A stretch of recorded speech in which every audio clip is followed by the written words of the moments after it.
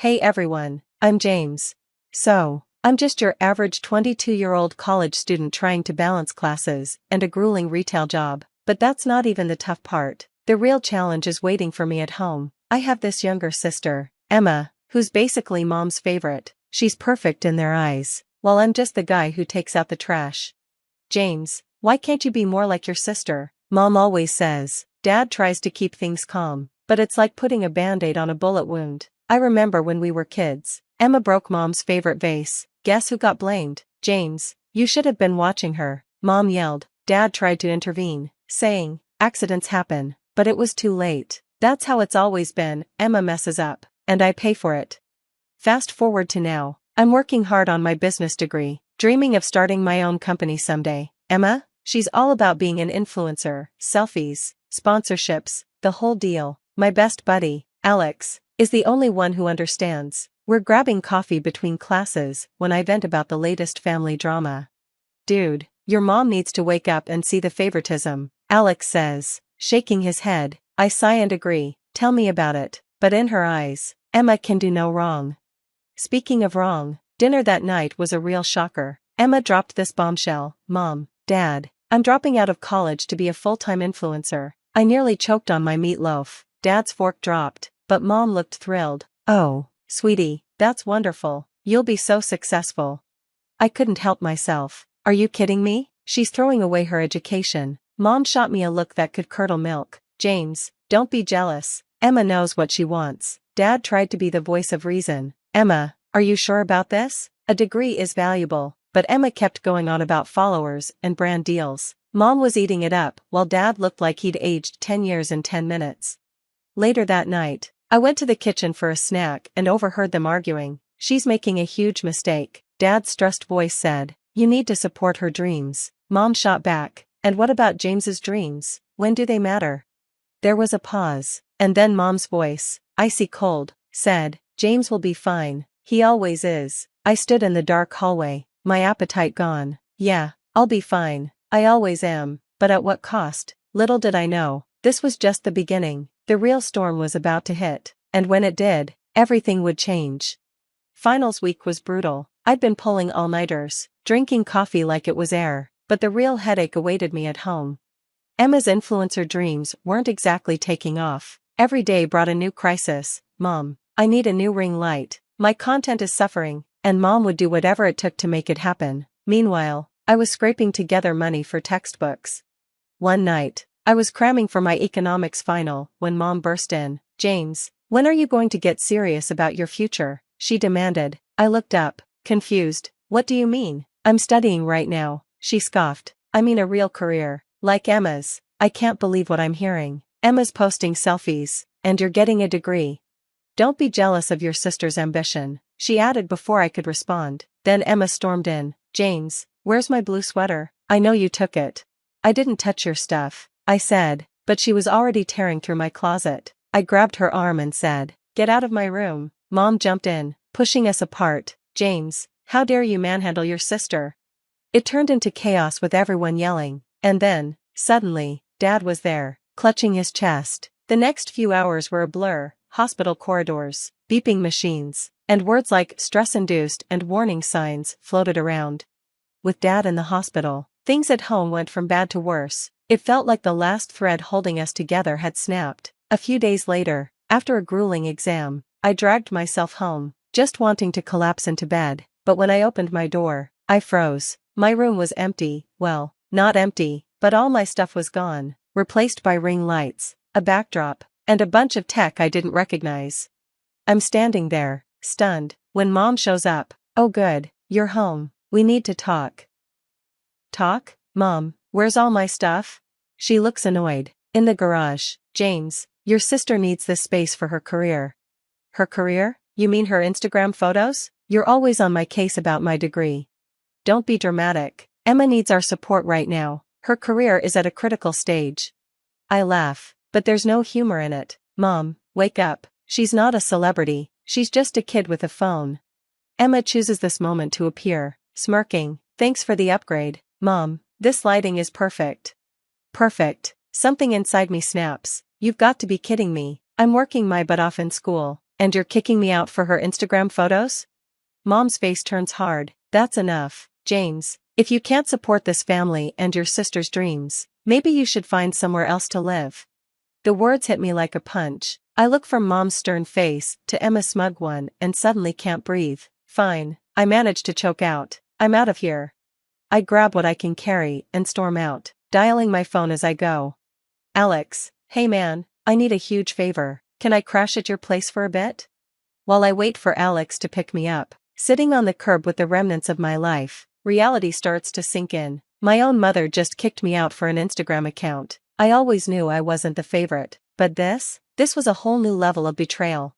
As Alex's car pulls up, I make a silent promise to myself. I'm done being the family's punching bag. It's time to start looking out for number one.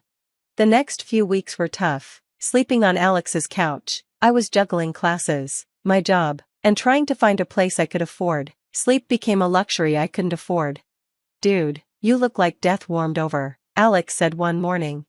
I groaned, chugging my third coffee. Yeah, well, homelessness will do that to you. Strangely enough, my grades started improving. Maybe it was spite, or maybe the absence of Mom's constant criticism actually helped. Either way, I landed an internship at a local tech startup. Meanwhile, Emma's influencer career suddenly took off. Her follower count skyrocketed overnight. That's weird, Alex said, scrolling through her profile. I shrugged. Maybe she bought followers or something. Alex's cousin Jake, who works in digital marketing, overheard us. Mind if I take a look? He asked, grabbing Alex's phone. His eyebrows shot up. Oh yeah, this is definitely bot activity. And these sponsorships, something's fishy.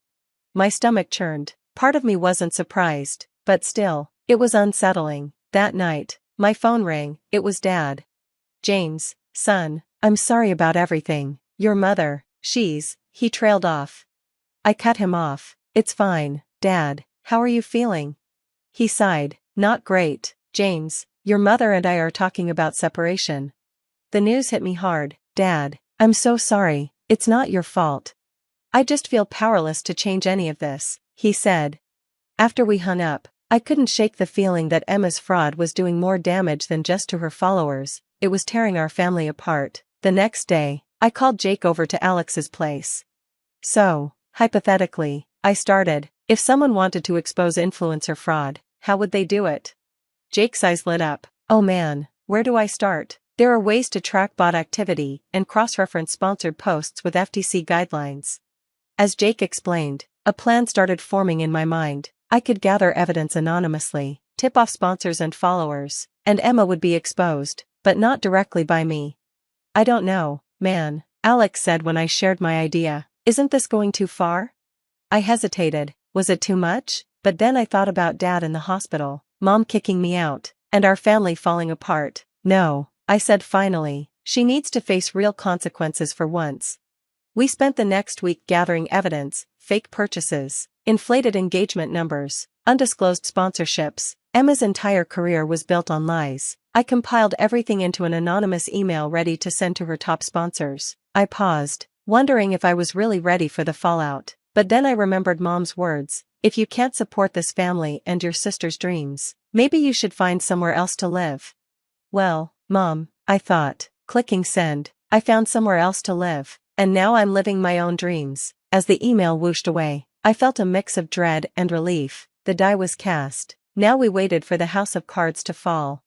It didn't take long. Within days of sending those anonymous tips, Emma's carefully crafted world began to crumble. I was grabbing coffee with Alex when his phone buzzed. Dude, check this out, he said, sliding the phone over. On the screen was Emma's latest post, flooded with comments calling her out. Sponsors were publicly cutting ties left and right. Guess your plan worked, Alex muttered, looking uncomfortable. I felt a twinge of guilt but pushed it aside. She did this to herself.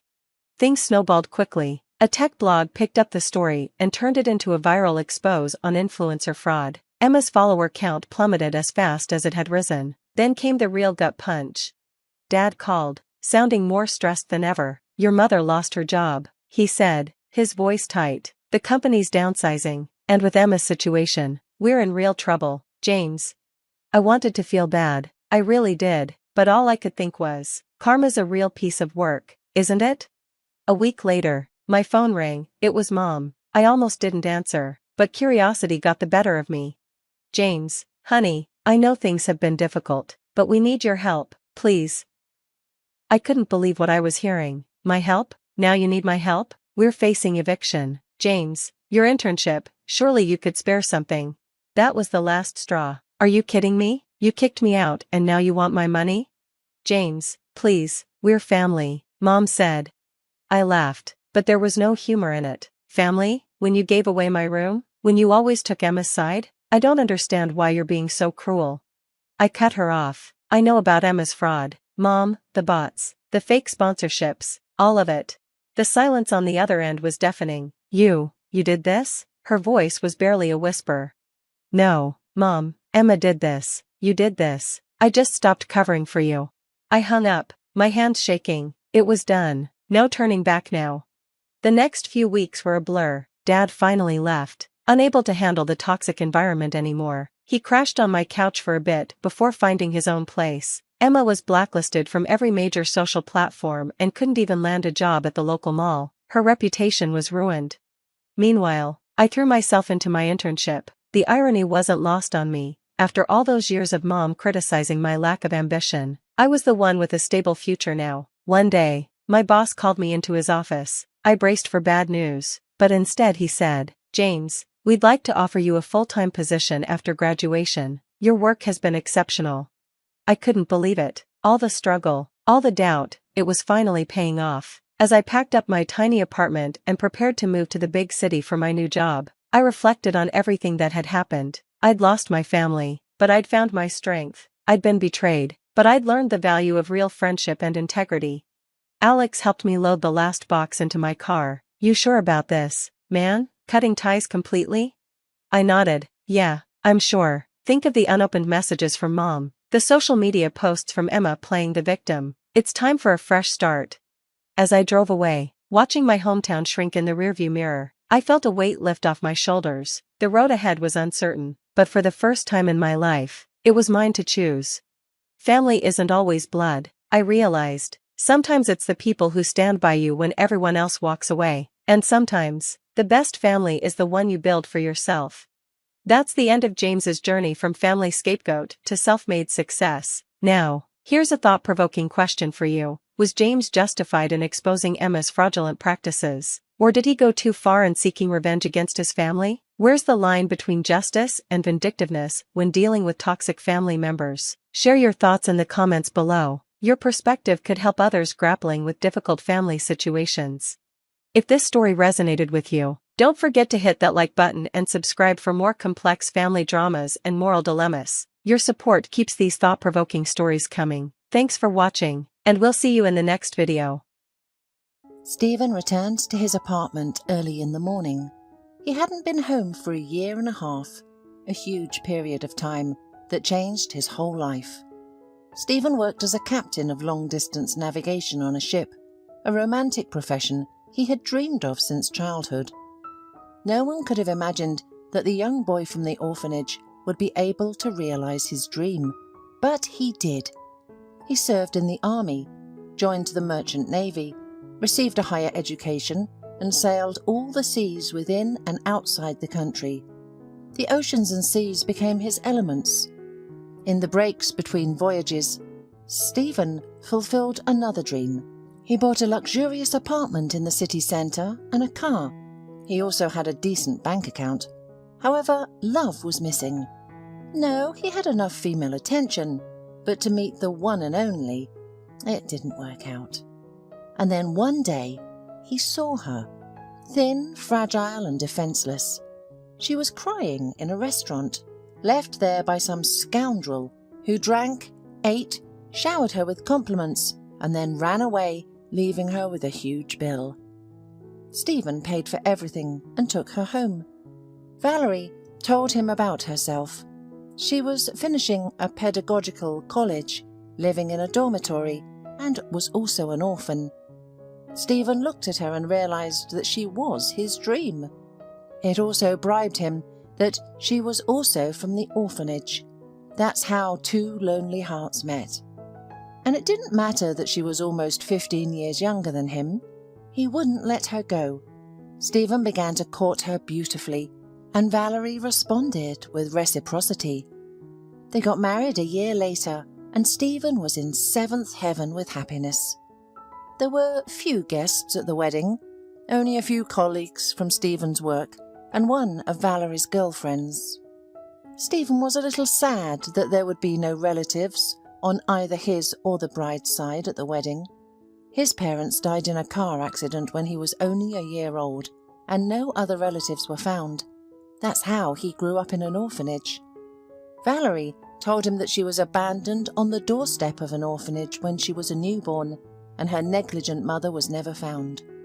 Well, okay, but now they are together forever, and they will have a strong family. Valerie loved him and tried to be a good housewife. Not everything worked out for her, but Stephen just smiled. It's not so critical that she over-salted the soup or burnt his shirt. The main thing was that all his troubles retreated next to her. The only thing that upset him were his long trips. Valerie was also worried, but eventually got used to it. Then the fateful voyage happened. Stephen's ship was captured by pirates. It is the 21st century, but pirates are still there. The cargo was looted and the crew was captured. It was good that at least everyone was left alive. But then the real hell began. Stephen and his crew were held in some basement, barely fed. The pirates were demanding a ransom, but no one at home was eager to save the sailors. The guys realized this over time by watching how the bandits behaved. They were in mortal danger, but they managed to escape through unimaginable routes. Perhaps someone above them didn't abandon them, or the sea god protected them. They made it to the embassy first and then home all together. Stephen had been unable to get to his hometown for about a month due to issues with management, the cargo owner, and other things that happened. But now everything was settled. The sailors rushed to their families, and Stephen did the same. Of course, he had already called Valerie several times before this, once when he was only in the embassy and then again. She was pleased to hear his voice, and she burst into tears. She said she was really looking forward to seeing him. However, in the last week, she had gone silent and wasn't answering his calls. Stephen headed home with a sense of alarm. He opened the door to his apartment with his key, which he had luckily not lost during his adventures because it had fallen into the lining of his coat. Getting into the apartment, Stephen discovered that Valerie wasn't home. The man was unpleasantly surprised. It was still so early. Where could she be? He looked closer and realized that she hadn't been there for several days. Although Valerie wasn't the perfect housekeeper, she would have definitely washed the cup, but it was already covered in mould in the sink with the remnants of tea, and it was dusty somehow. Stephen dialed Valerie's number, but it was unavailable. He was seriously worried and started calling his friends, but they didn't know anything either. Neither did the neighbours. Stefan turned to the police and learned the terrible truth there. It turned out that a week ago, Valerie died on a regular bus in the countryside. Stephen couldn't understand why his wife had gone out of town. What did she forget in that village? He wondered. Why wasn't I informed of my wife's death? He resentfully asked the police. Well, we were going to, the police officer shrugged, but your wife's mother said that she would take care of everything herself. Mother? What nonsense. Stephen was angry. My wife came from an orphanage. I don't know. You're mistaken about this. She definitely had a mother, and she is a decent elderly lady at that. Stephen decided to deal with this issue later and only learned where Valerie was buried. It turned out to be in the same village where she had died. He immediately went to the rural cemetery. It wasn't difficult to find his wife's grave, a fresh mound covered with wreaths and recently wilted fresh flowers. And next to the cross were photos of Valerie, so young and beautiful. In the photo, she smiled with such a radiant smile. It was hard to believe that she was no more. Such beauty shouldn't fade prematurely. "Forgive me, my girl," Stephen whispered and knelt at the grave. "Forgive me. I longed for you so much. I went through so much and dreamed of hugging you, but I didn't make it. My sunshine, what happened to you? Why are you even here, my dear?" He whispered something else and didn't immediately notice an old woman approaching the grave, holding a baby who was about 6 months old. A woman sat at the other end of the grave watching Stephen. With one hand, she removed dry flowers, and with the other, she held a child. Stephen, seeing the woman, froze at such impudence. It was clear that he wanted to be alone. Couldn't she wait? And what was she doing here anyway? "Get out of here," he suddenly said sharply. "What are you doing here? I'll clean up my wife's grave myself." "Are you her husband?"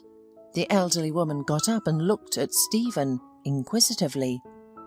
"So why didn't you come earlier, husband?"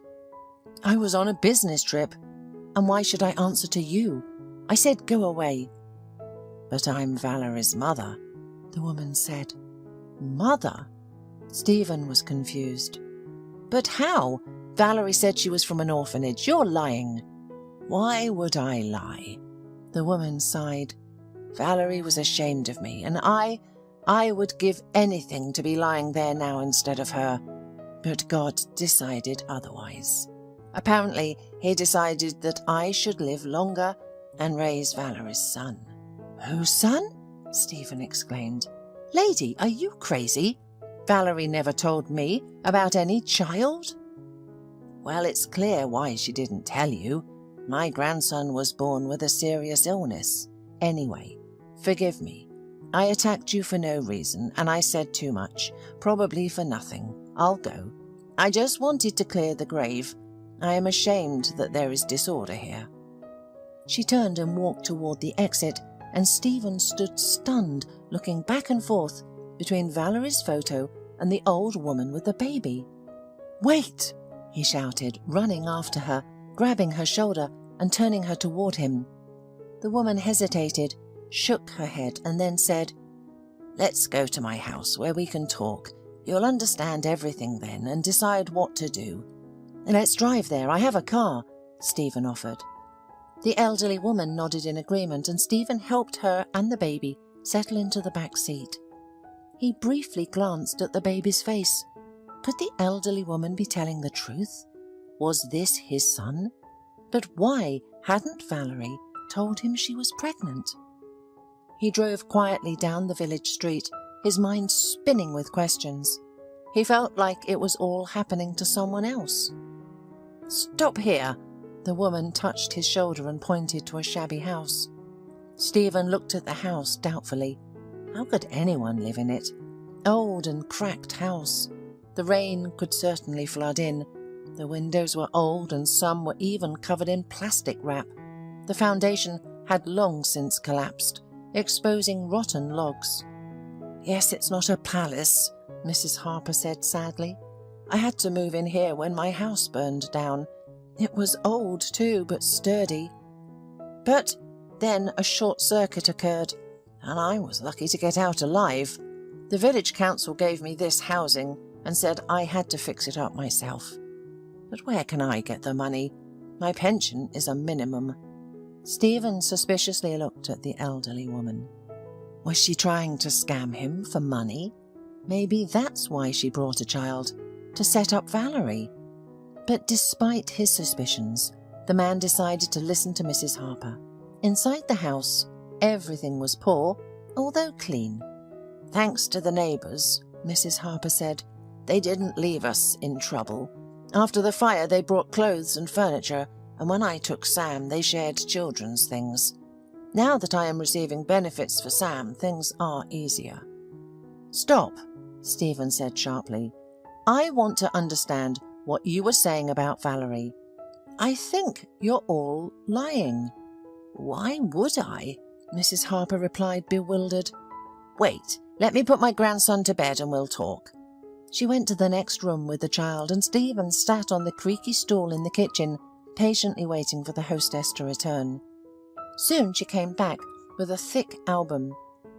"Here's the only thing that survived after the fire in my house," the woman said, putting the album on the table. "I don't know why I grabbed it in a panic. No documents, no things, just this album. Apparently I knew it would come in handy. Look at it, maybe you'll recognize someone." Stephen opened the album.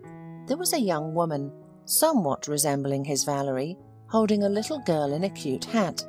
Then an older girl sitting by the flower bed with a ball by the lake.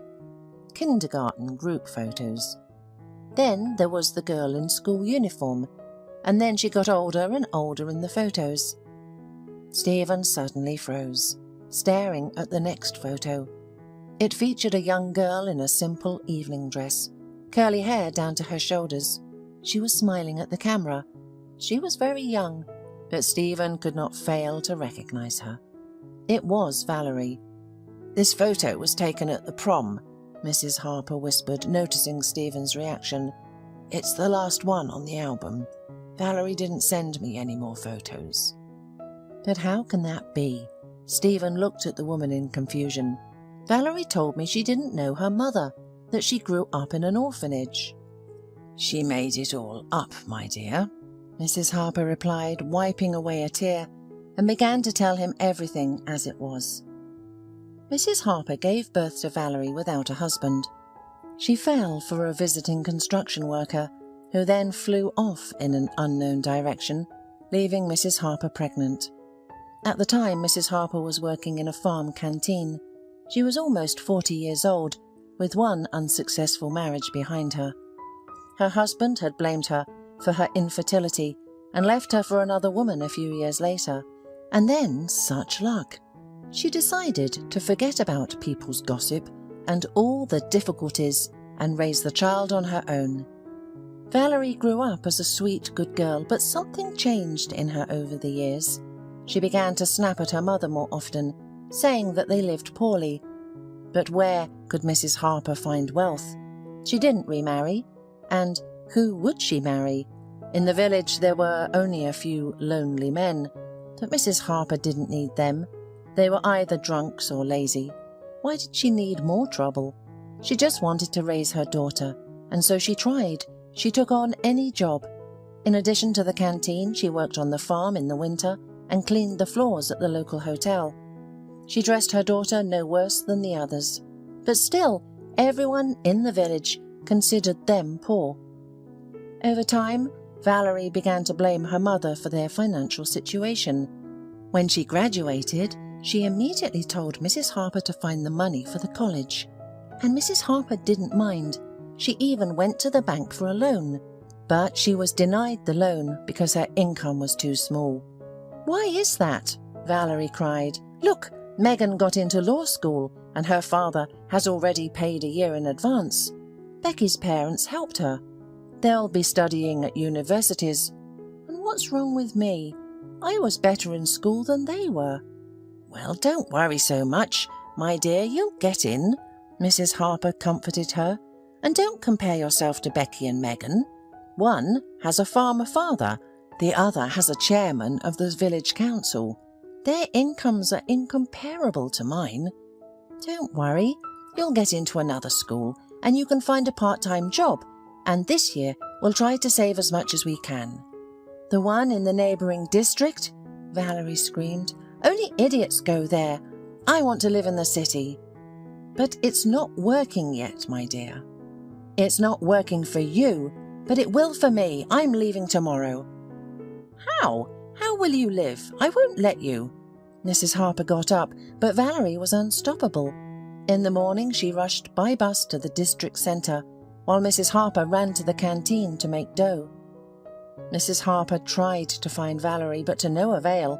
And then, in the winter, Becky, Valerie's former classmate, came and said that she had seen her friend with a man coming out of an expensive restaurant.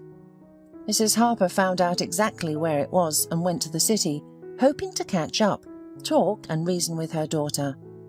She saw Valerie that very evening. Her daughter was in an expensive fur coat, and a man twice her age was next to her. Mrs. Harper rushed to hug Valerie, but she recoiled. "Have you lost your mind? I don't know you," her daughter said, passing by. She went into the restaurant with her companion, and the guards didn't let Mrs. Harper in. From their conversation, she realized that Valerie was meeting rich men for money. Oh, she cried bitterly when she went to the station, and then she cried all the way. She'd lost her daughter. And in the spring, Valerie returned home. She apologized, swore to take responsibility. Only in the summer did she run away again, taking Mrs. Harper's small savings. She left a note. "Sorry, but I can't live in the village. I'll attend college in the city." And she did attend and study, but she hardly communicated with her mother. Mrs. Harper knew her daughter lived in a dormitory, but still hung out with wealthy men. And Valerie didn't want to see her, saying the poor mother just shames her. Then Mrs. Harper learned that Valerie had gotten married. She was thrilled that her husband was an honourable man, a sailor. Becky told her, who spoke with Valerie. Mrs. Harper thought that her daughter would finally settle down, and waited for Valerie to realise how badly she treated her mother. But time passed and nothing changed. Last year, Mrs. Harper dared to go to the city herself. She learned her daughter's address from Becky. Her house burned down, and she thought her daughter would take her in. She saw Valerie at the entrance, and her heart warmed up. That's her blood. At that time, Valerie was already 7 months pregnant. Valerie came up to her hissing, "What are you doing here?" But Mrs. Harper didn't notice this malice and congratulated her daughter that she would soon become a mother. "I'm not happy at all," Valerie screamed. "I already hate this child. I would get rid of it if I could, but I can't." "What are you talking about, honey?" Mrs. Harper went pale. "A child is happiness." "Happiness?" Valerie laughed hysterically. "He'll be born with Down's disease. Do you know how happy that is? I hate him." "Sweetie, calm down. But nowadays they do a lot with such children. They are almost normal." Her mother tried to calm her down. "What does your husband say?" "He's good, I heard from Becky." "As always, Becky talks nonsense. It's good she didn't see me pregnant, or everyone would know by now." Valerie smirked. "And my husband doesn't say anything because he's on a trip, and he doesn't know about the baby. I haven't told him yet." "But how about later?" "Later? When the baby is born, I'll give him up. I don't need a fool," Valerie said. "How will you refuse? Your husband will find out anyway. The neighbours will say." "Here, neighbours are not like in the village. No one talks to anyone and doesn't interfere with one's business. Don't you dare tell anyone you saw me pregnant," Valerie hissed, leaving without inviting her mother into the apartment. Mrs. Harper felt bad. She couldn't believe she had raised such a cruel daughter. How did this happen? Apparently, Valerie inherited the wayward genes from her father. Mrs. Harper didn't leave the city. She started working nearby at her daughter's house as a janitor and was given a room in the basement. She saw Valerie being taken to the maternity hospital, and 3 days later, her daughter was already home, without her belly and baby. Mrs. Harper tried to speak with her, but Valerie wouldn't listen, and then she blurted out that the baby had died. Mrs. Harper rushed to the hospital to pick up her grandson and give him a proper burial. But to her surprise, he was alive and lying in the ward for ill patients. That's when Mrs. Harper realised what she had to do. She went to the village to get the necessary documents and ran around various government institutions in the city. Initially, they didn't want to give the child to her, but eventually they relented. After all, Mrs. Harper was still his blood relative. In short, she took her grandson from the hospital and settled with him in an old house in the village. She didn't tell Valerie anything, letting her believe that the child was in an orphanage. She and Sam would live together. For his grandmother, he was a good boy. He was just a little different. And recently, Valerie discovered where her child was. For the first time in many years, she called her mother. She scolded and shouted that Mrs. Harper had no right to make decisions about the baby's fate. But then she cried and admitted that she couldn't forget him. His tiny hands and fluffy neck. He appeared in her dreams at night. Mrs. Harper realized that she had come to terms with what she had done. "Come to us, daughter," she said, "and you will see your son. You will take him in your arms and love him immediately. And your husband will accept him. Don't doubt it." And Valerie went to her mother and son, but tragically never made it. She was in an accident. Mrs. Harper buried her daughter and struggled to cope, but her grandson Sam helped her not to lose her mind. And on one particular day, she felt drawn to her daughter's grave and took her grandson with her. There she saw a tall, strong man whom she immediately recognized as Valerie's husband. Mrs. Harper decided not to hide anything and told him the truth. The truth was rarely sweet, and this one was worse than poison, but he had the right to know everything. Stephen listened to Mrs. Harper and just nodded his head. He didn't know so much about his wife. He couldn't believe it. Valerie couldn't do that to her mother, to him, to their child. "I need to think about everything," he said quietly to Mrs. Harper, left, peeking into the baby's room before he did. The child had already woken up and was lying quietly in the crib. It was unclear who he looked like because he had the specific features characteristic of his illness. Stephen left, with the thought pounding in his head. What to do?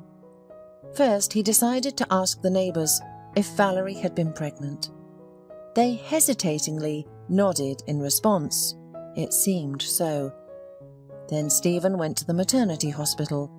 There, everyone confirmed that Valerie gave birth to a child with Down syndrome and refused him. And the grandmother took temporary custody. The father was away for a long time. Besides, Stephen figured out that Sam had been conceived 3 months before his last sale. There was no doubt that Stephen was the father. So now, he had to decide. A couple of days later, Stephen's car stopped at an old house. Mrs. Harper was in the yard with her grandson. "I'm here for my son," Stephen said to her. Mrs. Harper turned pale and hugged the child to her chest. "And you pack, Mrs. Harper. I'm often away from home for a long time. Who will look after my son, if not his own grandmother?" Mrs. Harper sighed with relief. Before leaving, they stopped by the cemetery. "Sleep well, dear," Stephen whispered, stroking the cross. "I forgive you for everything. You just got confused. Little silly girl. Don't worry, Sam will know that he had the best mum." And they left for the city together. With time, Stephen started going to the sea again. Mrs. Harper took care of Sam. The child grew up and developed as far as his abilities allowed. A good tutor, Sydney, started working with him. Once she met Stephen. He had just returned from a trip and took his son to her himself. They liked each other, though at first they carefully hid it. But true feelings cannot be hidden forever. After a while, Sydney became Stephen's wife. She found a common language with Mrs. Harper, and little Sam understood the main thing. He had a mum. "Max, son, I'm here." Patrick Weddell shouted to his son. The schoolyard was full of chattering children. They chatted endlessly with each other, recounting and discussing the brightest moments of the school day. The bright blue uniform and almost indistinguishable leather bags made the children alike, to such an extent that Patrick could not always immediately determine where his son was among the sea of first graders. "Hi, Dad," exclaimed the little boy, joyfully running up to his father. Patrick lifted him up onto his shoulder with one arm and took his bag with the other. "Why are you so heavy today? Do they feed you well in the cafeteria?"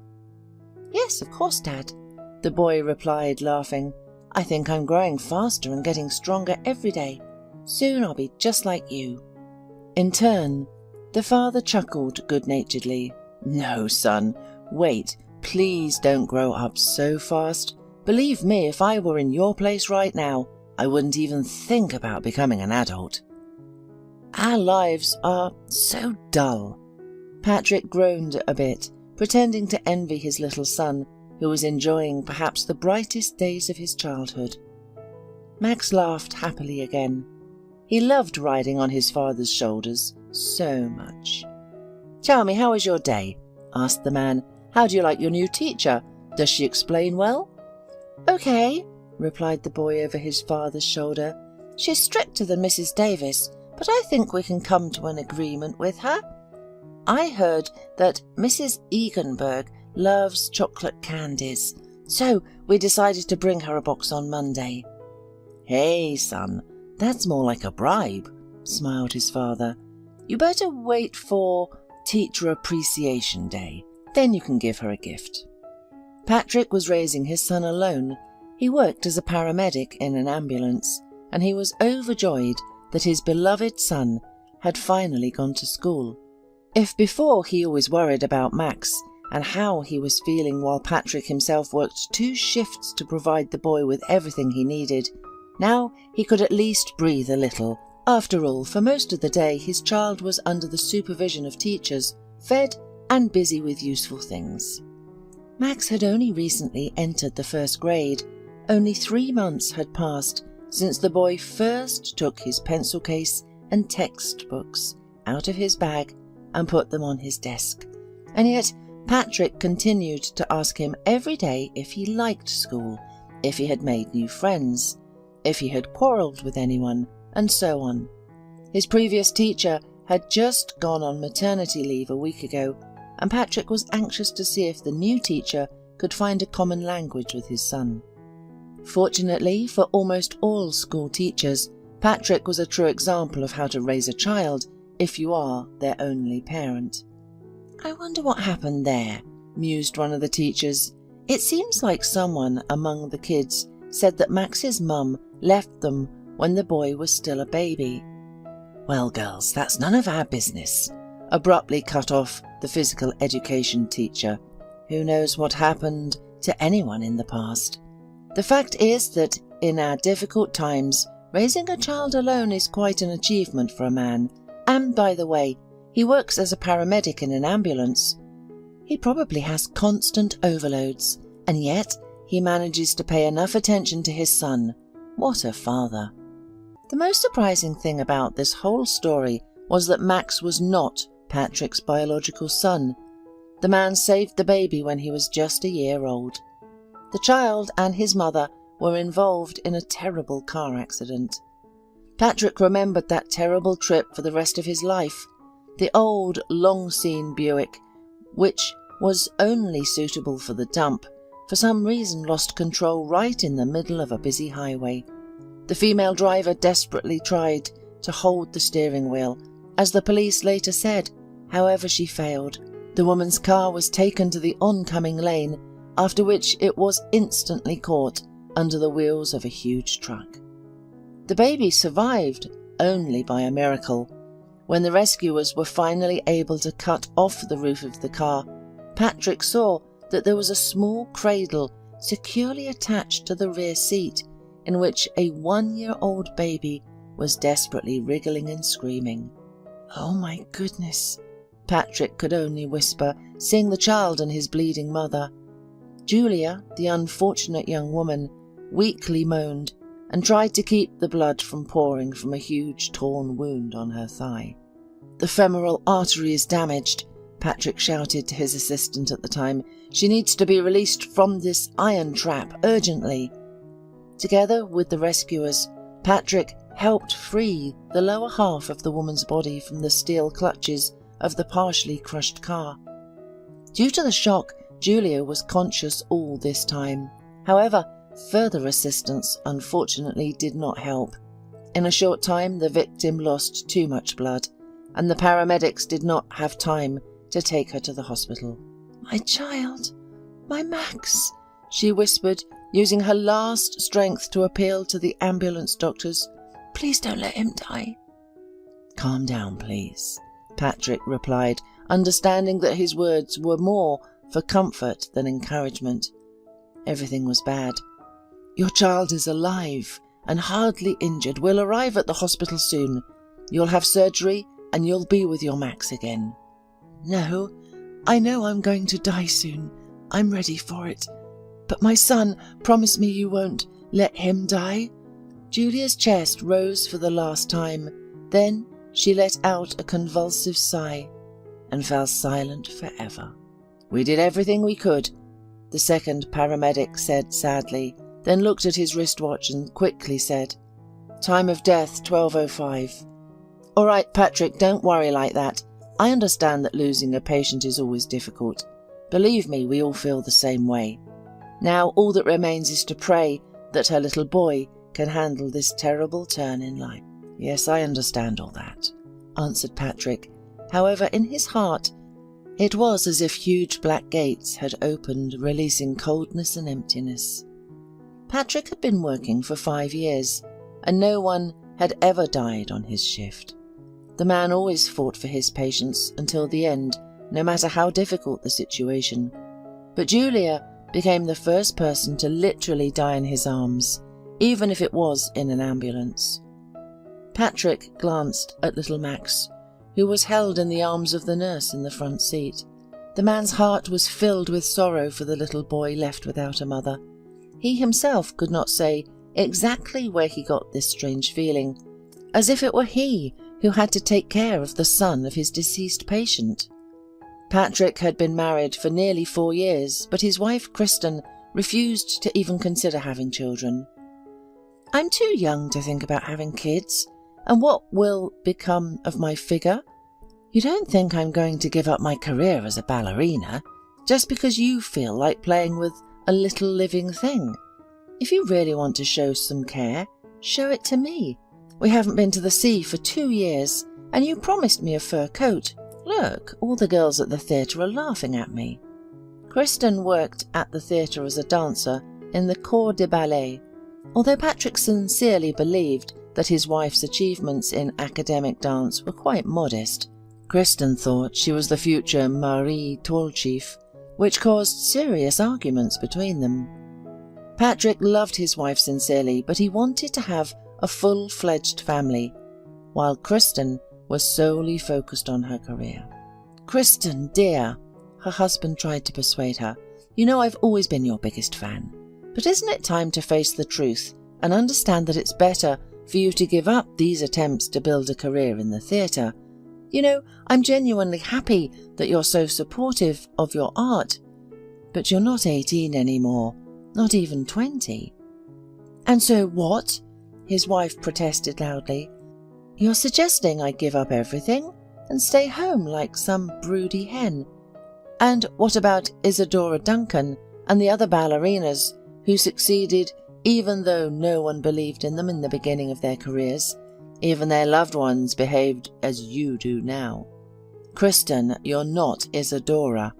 Her husband couldn't take it anymore. "And you're not Tolchief. And forgive me, you'll never be like them. You're already 27 and I'm 30. We're adults who got married to start a family. Do you understand? A family. Not like this, where the husband tries to earn money from morning until night and the wife stays at the theatre day and night." "Patrick, how dare you?" his wife protested. "I'm a ballerina, a child of the air and light. And you'll never understand that."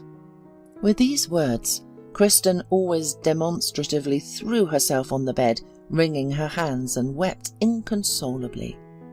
She used to do it so masterfully that Patrick had only to put up with her relentless desire to become famous in the field of ballet. However, he had tried different ways to approach the issue. He hinted at her teaching, and suggested that if she couldn't make it in ballet, their charming daughter could fulfill her mother's dreams. But it was all in vain. Patrick seemed to be talking to a stone wall that cared about nothing but itself. On the day they took little Max to the hospital, Patrick knew he had to help him somehow. When he later learned that the boy had no family left, as his mother had grown up in an orphanage and never knew her parents, the man decided to adopt Max, even against his wife's protests. "Have you completely lost your mind? I don't understand you," Kristen said. "Why did you make the decision for both of us, and behind my back? What if I don't want to raise this child? Did you ever think of that? After all, I don't have time for this." "Kristen, that's enough." Patrick slammed his fist on the table. "I'm tired of having to adjust my entire life to your stupid desires. You're my wife, and it's time for you to give birth to our child, and if you don't want to ruin your figure, then we'll adopt Max. I have already prepared all the necessary documents. We'll have no problem getting guardianship." "That's how you talk. You want to burden me with someone else's child? You're a great husband, no doubt," said the young woman, crossing her arms over her chest and scowling. "Kristen, you're saying that because you haven't seen him yet," he tried to explain more gently. "When you see this little baby, I'm sure you'll love him like your own right away. I'm offering you a real life, a real family. Don't you want that, even for me? Okay, but keep in mind that this child will be on you. Got it? I'm not going to participate in this circus. God, I should have left you a long time ago. You're completely obsessed with your theme of children lately. And what do you suggest? Give the poor baby to an orphanage? Aren't you ashamed to even think of such a thing? His mother was from an orphanage. It's the worst fate for a child. What could be worse?" Patrick tried to reason with his wife. "Oh, Patrick, you should have gone to the theatre as an actor." She rolled her eyes. "So what if he grows up in an orphanage? Thousands of kids grow up like that and nothing happens. Then they become decent people. It's not the 19th century. Nobody is whipping them there." Kristen stopped in the middle of her sentence because she caught her husband's gaze. She had never seen so much icy anger and determination in his eyes before. "That's it, Kristen. The issue is closed. We're adopting the boy and we'll raise him together. Period." Kristen was initially afraid, but then she just sneered at him. "Well, since you've decided that way." Saying this, she silently left the room. All further actions regarding the adoption of the boy went quickly, and just a month later, Patrick and Kristen were already considered Max's official guardians. However, Patrick's wife openly disliked her foster son. Everything related to taking care of the boy fell entirely on Patrick's shoulders. Kristen didn't approach Max when he cried. She approached him only after a scandal with her husband, who sometimes couldn't even stand after work, so exhausted he was. She didn't prepare his formula, nor did she take him for walks. Instead, she preferred to spend all her time on suddenly frequent ballet classes and at the theatre.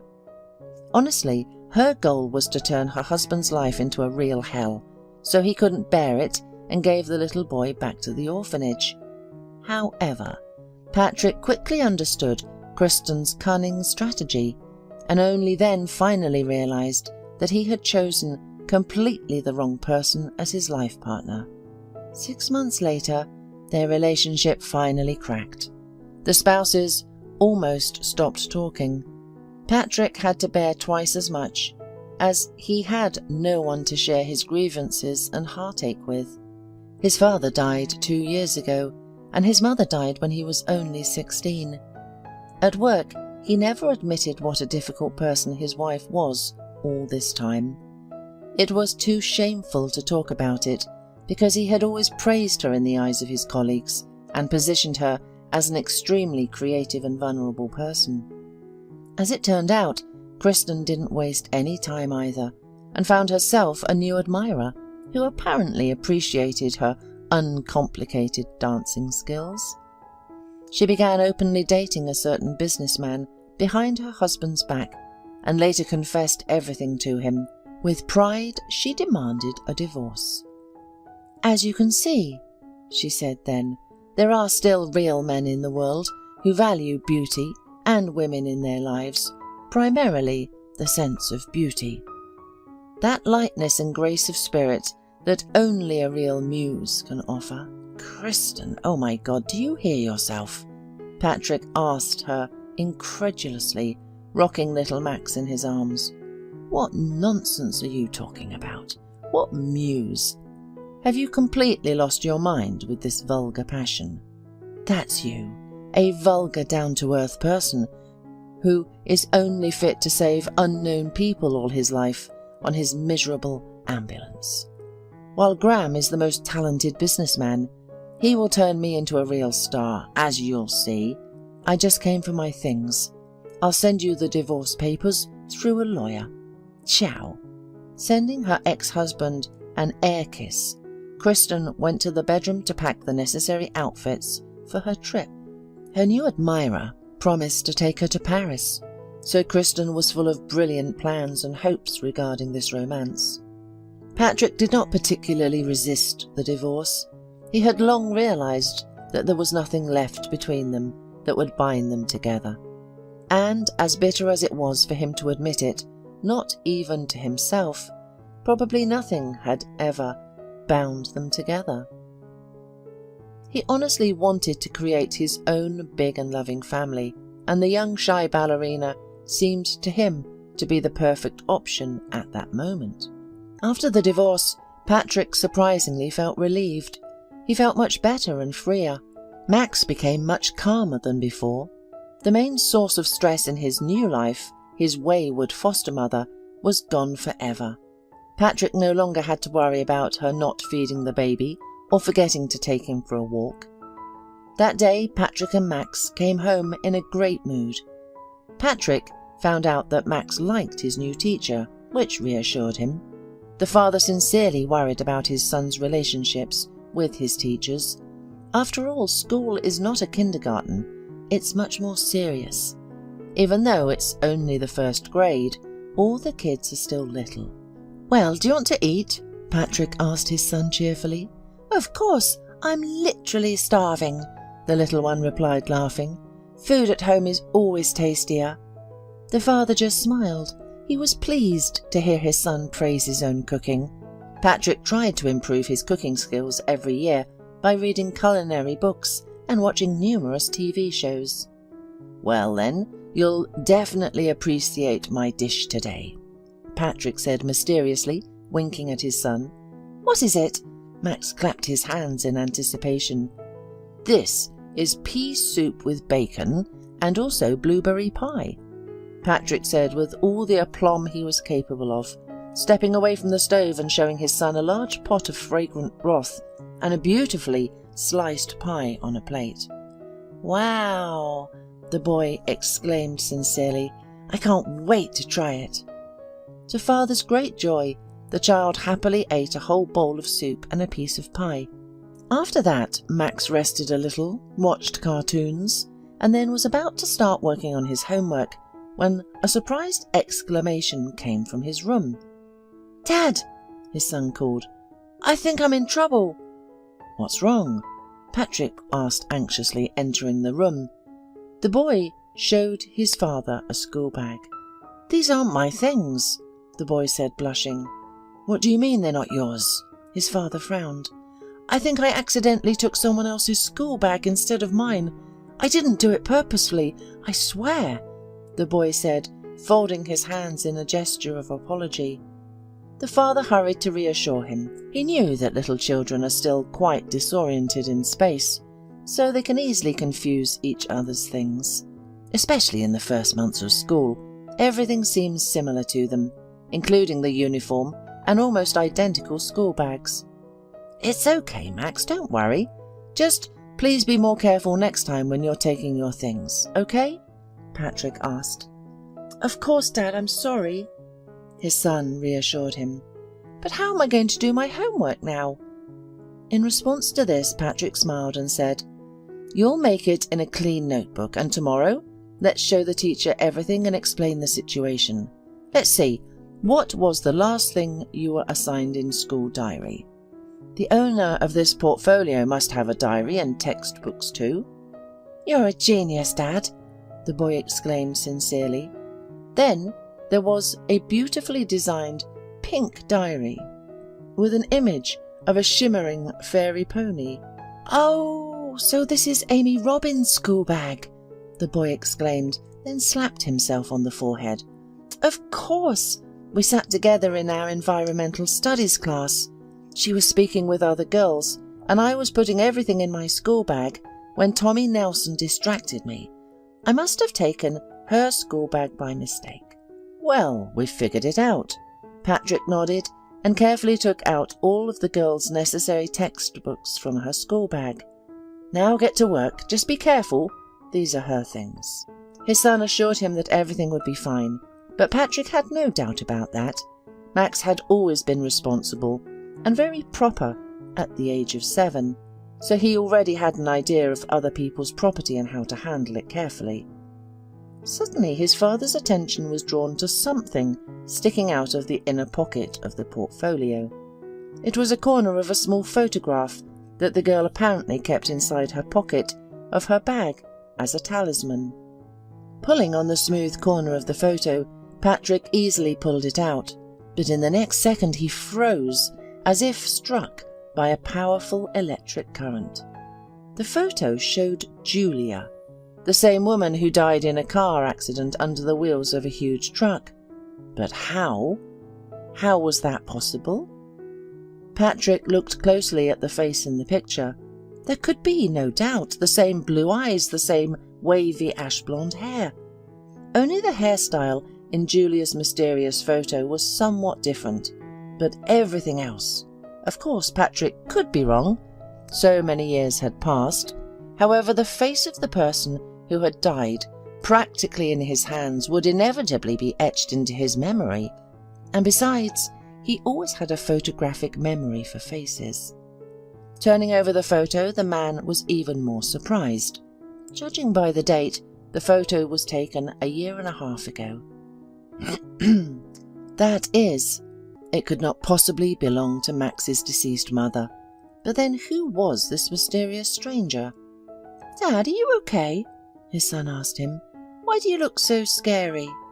No, everything's fine, Max, the man hurriedly reassured his son, at the same time hiding the photo in his pocket.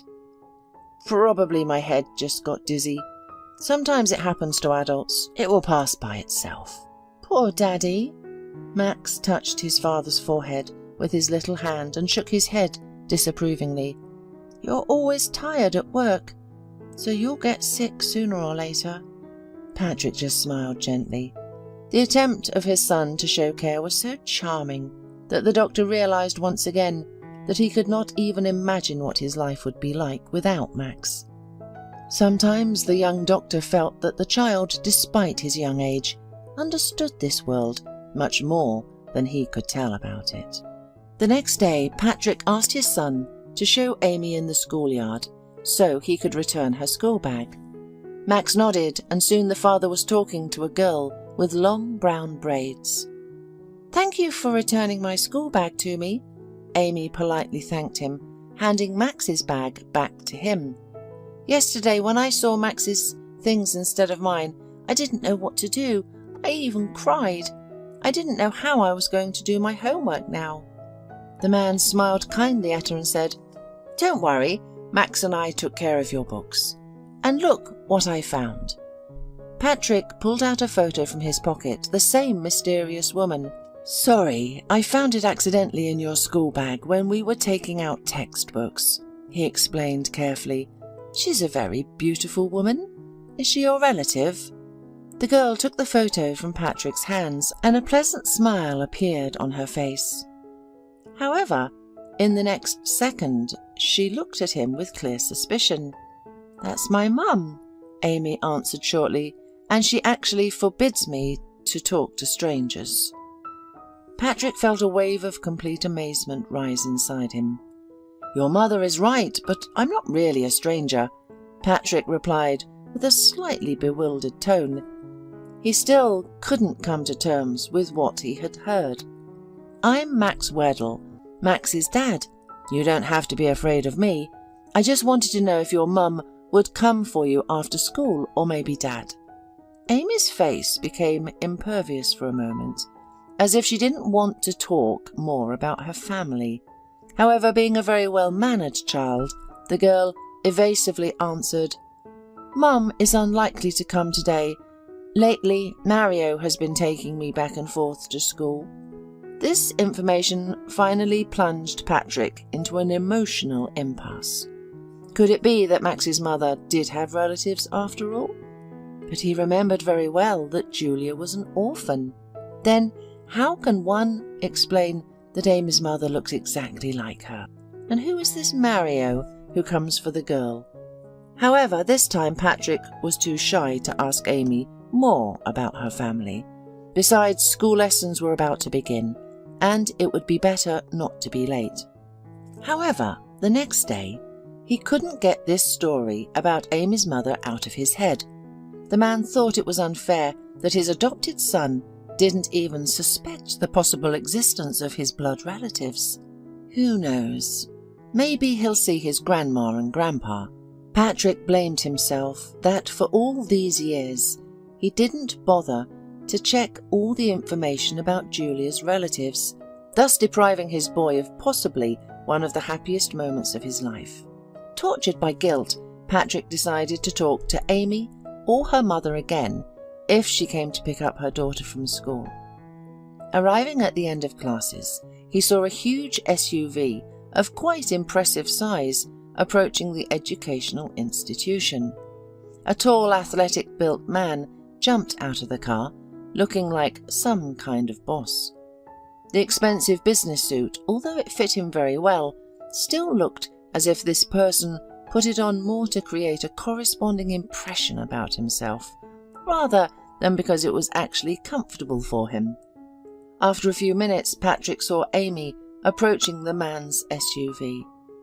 Obviously, this is the Mario that the girl was talking about, he thought to himself, and risked approaching the owner of the prestigious car. "Good day," Patrick politely greeted. "Excuse me, I really need to talk to you." "What do you want?" "What do you want, man?" The man surprisingly rudely replied. "Can't you see I'm picking up my kid from school? I don't have time for you right now." Patrick was surprised by the rude conversation style of this stranger businessman. However, he tried to remain composed. "You see, our children recently mixed up their school bags, and in Amy's I accidentally found a photo of her mother.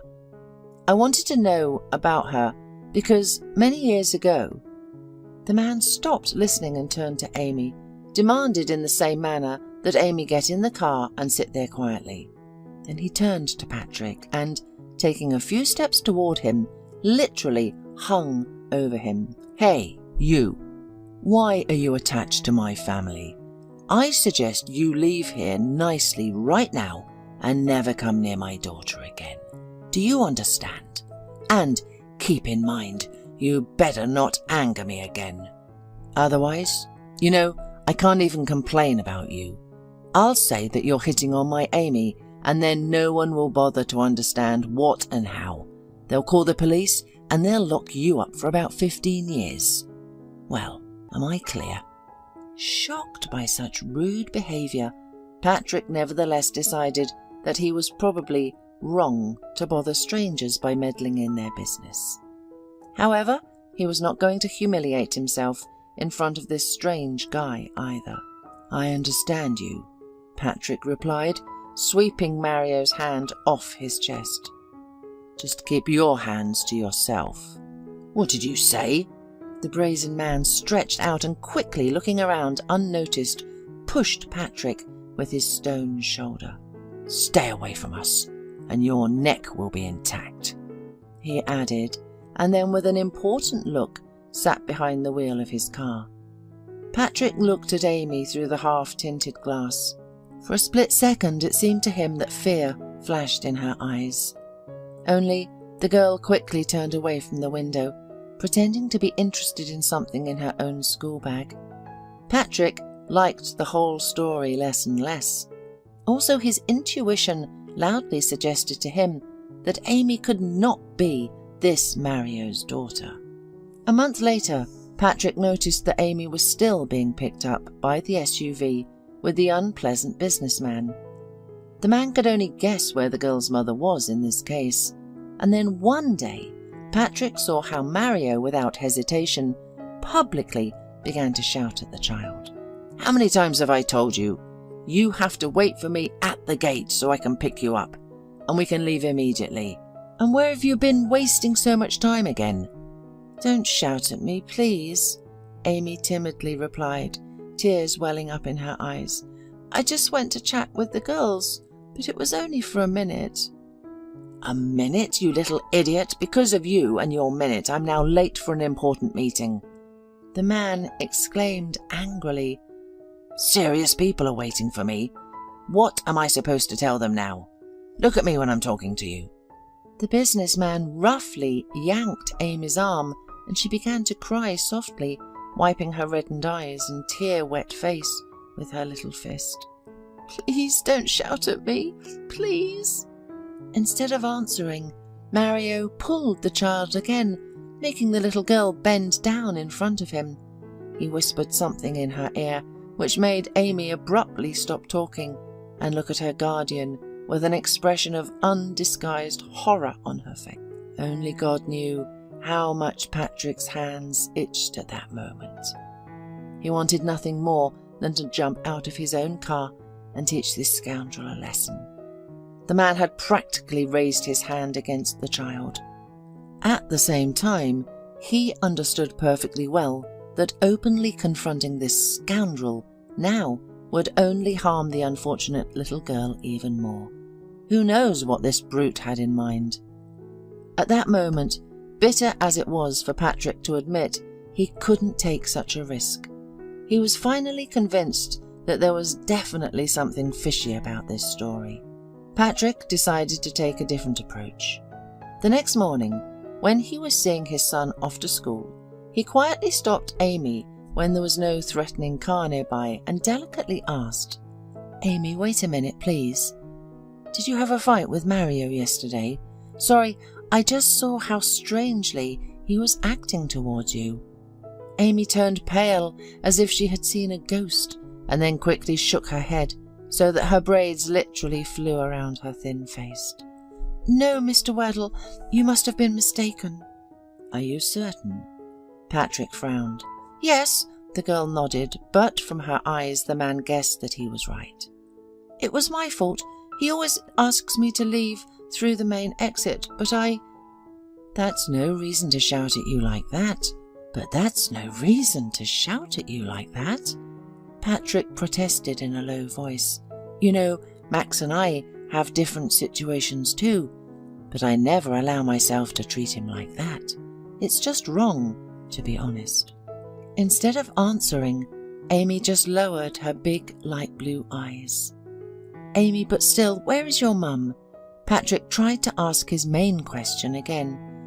"She's at home, but she can't go anywhere right now," the child evasively replied, cautiously looking around as if someone could overhear them. Patrick frowned again. Well, at least the situation has started to clear up a bit. "Amy, do you or your mother need any help?" Patrick asked carefully, hoping that the girl would understand him correctly. "I could come over to your place this weekend. Max and you could play together. Of course, that is, if your mum and Mario allow it." At the mention of Mario, fear once again froze in little Amy's eyes. "No, thank you, nothing is needed," she quickly replied, then added, "Sorry, Mr. Weddle, I already have to go to class. The bell will ring soon." Amy ran off towards the school, leaving Patrick alone to ponder the information he had just received. In the end, he decided to figure things out on his own. Patrick told the class teacher that Max and Amy seemed to have mixed up the school bags again, and it would be better if he and Max stopped by on their way and resolved the matter. The teacher gave the right address and Patrick went straight to it. In his happiness, the owner of the beautiful mansion, was not at home at the moment. Patrick determined this by the absence of his massive SUV next to the entrance gate. Amy opened the door for him. "Hello, Amy," Patrick said encouragingly. "I was just passing by and decided to visit you and see how your mum is doing." Amy carefully looked out from behind the guest's back and, making sure that her guardian's car was nowhere to be seen, let him inside. "Please come in," the girl said politely. "My mother is lying in her room right now. She's very sick." Patrick followed her and saw a pale and very thin woman lying on a high bed in front of him. Nevertheless, the man's amazing guess was confirmed.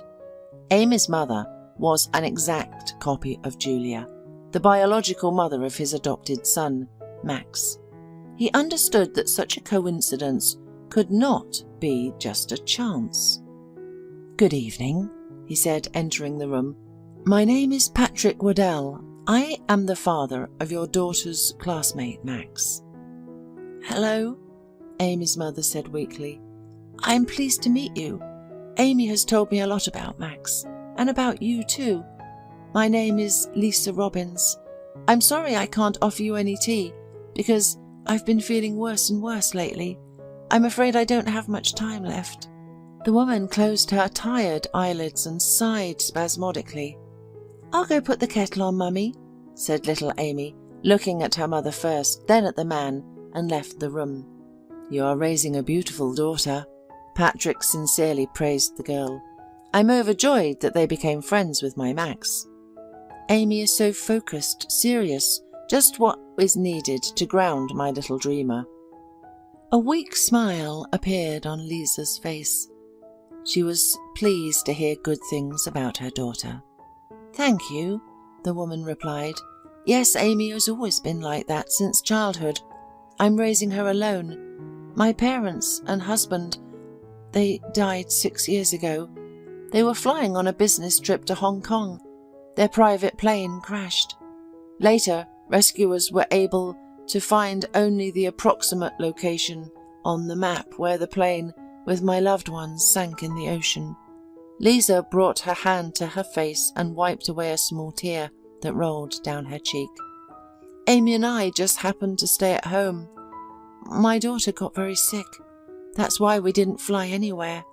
Who knew it would turn out like this?" Lisa sobbed. "If you only knew how much I miss them, especially now, when I am possibly—" The woman did not finish her sentence and buried her face in her hands. "I beg you, don't cry," Patrick said, trying to comfort Lisa. "I apologize for the delicate question, but may I ask what your diagnosis is?" Lisa looked at the man with a slightly puzzled expression. "It's all right, I'm also a paramedic," the guest explained. "The thing is, Amy told me about your condition. That's why I came. Maybe I can help you with something."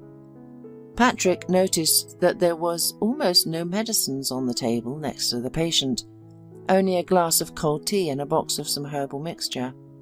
This seemed strange because Lisa had enough money, judging by her luxurious house, to provide herself with full-fledged treatment for any illness, even the most severe. "I don't think you can help me in any way," Lisa said, shaking her head. "Mario already brought one doctor to me. After the examination, he diagnosed me with inoperable cancer. The only thing I can be happy about is that Amy got enough of the inheritance to live. Mario promised to look after her." How brave she was to say goodbye to life, being confident that her daughter would be properly cared for, Patrick thought. He simply could not let this woman die, especially like this. "What the hell is going on here?" Suddenly a wild roar was heard behind the door. "Oh, Mario, you've come!" Lisa exclaimed, putting her hand on the blanket. "Mario, this is Patrick, the father of Amy's classmate. Here, he came to visit me. He is also a doctor. Can you imagine?" Patrick turned around and saw the bloodshot eyes of Mario staring at him like a bull. "Yes, we already know this freak," Mario rudely threw at him. "I didn't understand, Patrick. Am I speaking unclearly? Can't you understand that approaching my woman and her daughter is forbidden to you? Don't you have your worries? Why don't you go and save your pensioners and drunkards from heart attacks?" However, Patrick was also not a pushover and was not going to endure insults from this loafer so easily, even though he had a high opinion of himself. "That's right, I work in an ambulance and I'm proud of it," he calmly replied. "And why do you allow your woman to lie here and wait for death calmly? Lisa has told me that she has an incurable form of cancer, according to some incomprehensible doctor. But I, as a real doctor, strongly doubt it. It seems to me, Mario, that you are deliberately waiting for her to die. And you want to get access to her money through her daughter. You are just a scammer."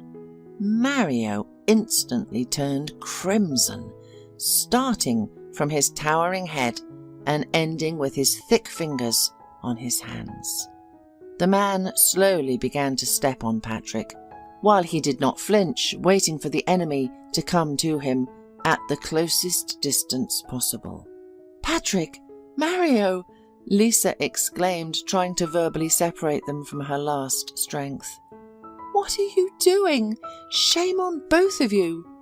"Lisa, I saw the other day how Mario behaved terribly with Amy, and I'm not certain, forgive me for being frank, that this person will be able to become a worthy parent for her after your death, which I very much hope will not happen." "Shut up!"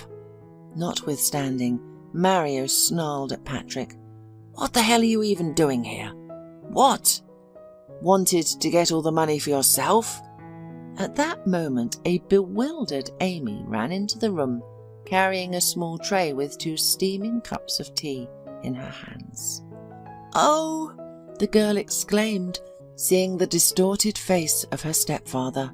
"Amy, leave here quickly. Don't listen to them," the mother exclaimed, and her worries about the little child brought colour to her pale cheeks for a few minutes. She struggled to sit up in bed. "Mario, what are you saying?" she asked him. "Is it true what Patrick said about you and Amy? Did you seriously dare to shout at my child?" Feeling that the argument was about to turn into something terrible, Amy carefully left the room, leaving the tray with tea near the door, and quickly went up to her room and locked the door. "Lisa, my sunshine, of course he's lying," growled Mario, looking at the guest. "Let's have you lie down quietly and rest. Why do you need extra stress? And I'll handle this scoundrel now." As soon as he finished the last sentence, Mario immediately pounced on Pat.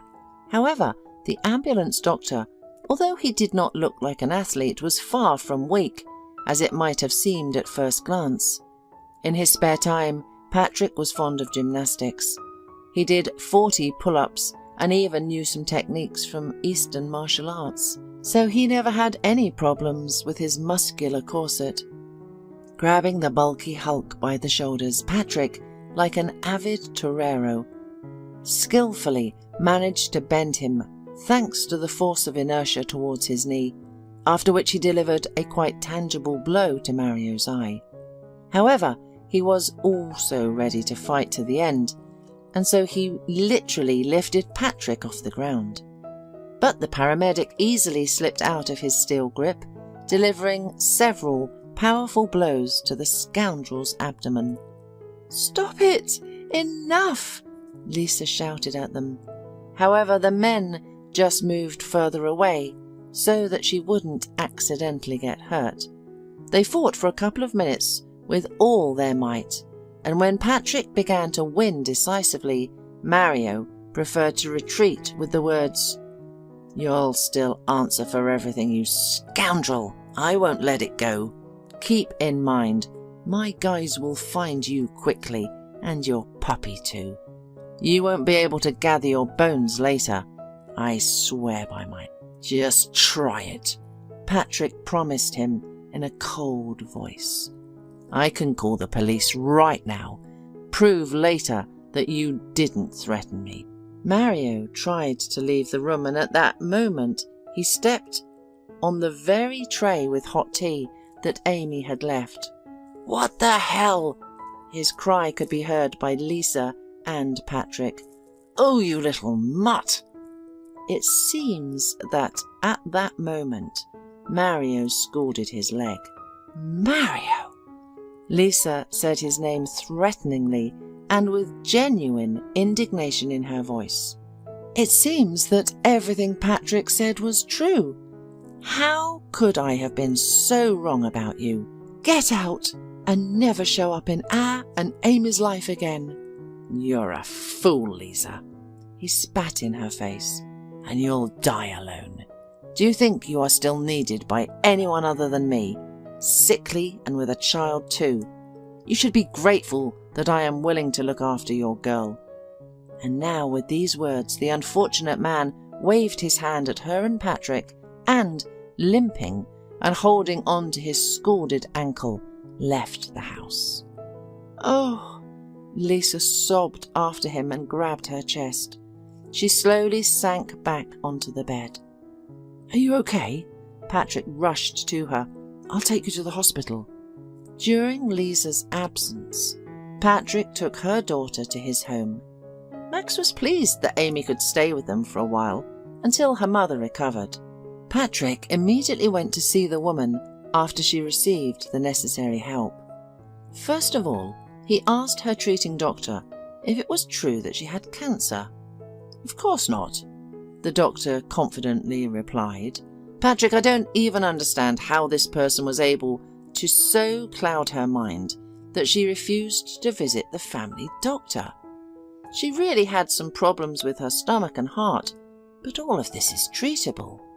How much skill was required to manipulate the woman so that she would be convinced of her imminent death?" "That's what I thought," Patrick nodded.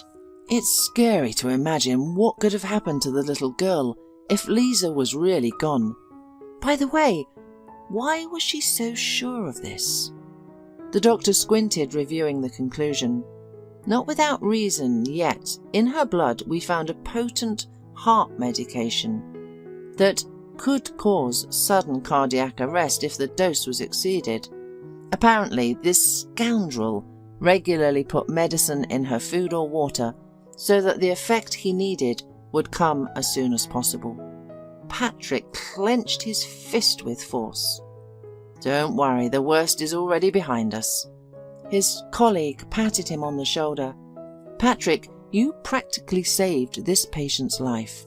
If it weren't for your intuition, who knows how it could have ended?" To be honest, Patrick didn't even think about it. From the shock he had experienced, he did not even immediately remember that he wanted to ask Lisa if she ever had a sister. After all, Max's mother died 7 years ago, and now he needed to solve the mystery of this old secret. Later, when Lisa was on the mend, Patrick explained the whole situation with Max and his mother to her. "Lord, but I've always been sure that I was the only one from my parents." Lisa was shocked to her core. Returning home from the hospital, she immediately broke off all relationships with Mario. As she later told Patrick, she met Mario on a dating site, and he quickly gained her trust and was able to charm her. Apparently, when he found out about her money, this cunning plan matured in his head. Fortunately, this scoundrel will not bother Lisa anytime soon. Taking the doctor's conclusion about the attempted poisoning, she wrote a statement to the police, and the investigation was in full swing. She also hired the best private detective in town, who was able to find out that Lisa and her sister Julia were once admitted to an orphanage together. However, the cunning director, wanting to extract more benefits from the twins, placed them in different families. "When you were born, your parents were wealthy but unfortunately childless," the detective told Lisa when they met in his office. "The Robins dreamed of having a child all their lives, but they were never able to have their own. They tried all possible options until they finally decided to turn to the orphanage. They even paid the director to speed up the adoption. From the moment the documents were submitted until you were placed in your new family, it only took a couple of days. That's amazing, the woman agreed. And what happened to my sister? Lisa asked. Unfortunately, life was not as kind to her as it was to you. The detective sighed sadly. Julia McCarty was adopted by a new family but was returned by her unfortunate parents after just a few months. She lived her whole life in the orphanage and worked the toughest jobs. But I must say, she still hoped for something better. Really? Patrick asked bitterly. The detective nodded. He discovered that Max's biological father of the boy apparently left Julia and the child almost immediately after his birth. However, the woman still remained optimistic. She planned shortly before her death to invest heavily in repairing her old Buick in order to then work on it as a taxi. Oh my God, Lisa whispered. Just think how much inner strength my sister had. By bitter irony, on the day of the accident, Julia was driving the car to the car service, the detective continued. She took the little one with her simply because there was no one to leave him with. And unfortunately, that terrible car accident happened. Patrick felt depressed and shattered, but he still found some comfort in knowing that Julia saved her life, albeit difficult, but managed to remain a decent and good person until her very last breath. Patrick thanked God for allowing him to save Lisa and her daughter. Thus he was able to atone for his guilt before little Max, for not being able to save his mother from death. It took some time after all this turmoil, and Lisa and Patrick realized that they felt something much deeper for each other than just gratitude. Lisa was able to trust her heart to Patrick, and 6 months later, the couple got married. Lisa and Patrick loved each other so much that they couldn't spend a day apart at first. When his wife announced that she was pregnant, Patrick felt like the happiest man on earth. And when their daughter was born, they unanimously named her Julia. Alexa was not favoured by fate from the beginning. She was born to a young mother who did not want a child. Tricia did not even know who the baby's father was. She would have gotten rid of the unwanted consequence of her free and fun life, not for the first time, but the doctor said it was too late. Upon learning of the impending addition, Alexa's grandmother, Lucille, only shook her head reproachfully. Many years ago, she and her husband unsuccessfully tried to get pregnant. Years went by. All of their friends and relatives had children, but she and her husband could not become parents.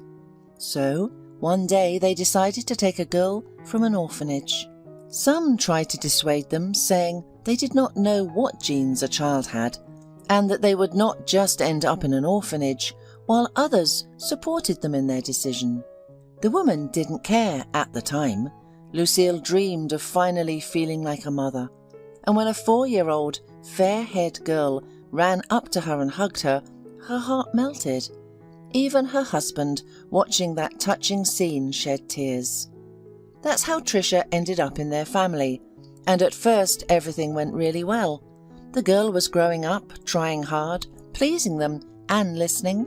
Her foster mother, who had been waiting for a child for so long, finally felt useful and happy.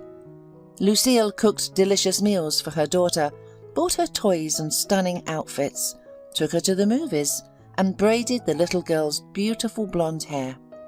The foster parents spoiled the long-awaited child. Many people noticed that, but Lucille and her husband just shrugged it off. Tricia has had a tough life. She was born into an unhappy family, lived in inhumane conditions until the age of 3, was treated poorly, and then went to an orphanage. Better, of course, than living with alcoholics, but still not a fairy tale. When Tricia was in the 7th grade, a tragedy occurred. Her loving foster father was killed by hooligans. It was a ridiculous accident. He was just in the wrong place at the wrong time. The widow and teenage daughter were both struggling with the loss. Lucille couldn't come to terms with it for a long time, and when she finally overcame her despair, she noticed something was wrong. Her sweet, obedient daughter began turning into some kind of monster. She was no longer the same submissive, kind child. Foremost, Tricia completely stopped studying. No, she had never excelled academically, but she used to at least try. Now the girl had completely abandoned her studies and started skipping school.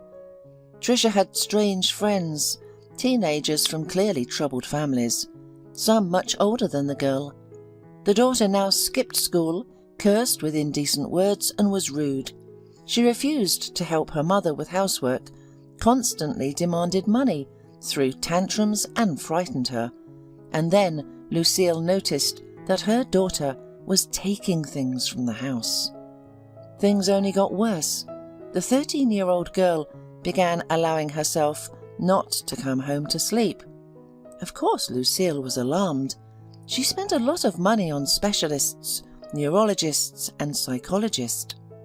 There were no clear deviations found in Tricia, and that's how they used to live. Tricia kept coming home when she wanted. She dropped out of school after the 9th grade and didn't go on to study further. Why?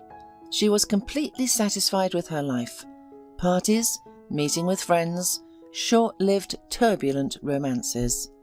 The brazen girl demanded money from her mother, and if she didn't give it to her, she took it herself.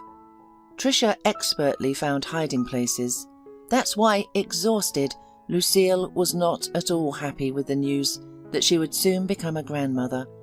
By that time, she had already understood the deep meaning of the expression, "The apple never falls far from the tree." Tricia gave birth to a healthy baby girl on time. She behaved like a model mother for a couple of months. It seemed like a miracle had happened. The baby made the young woman settle down and pull herself together.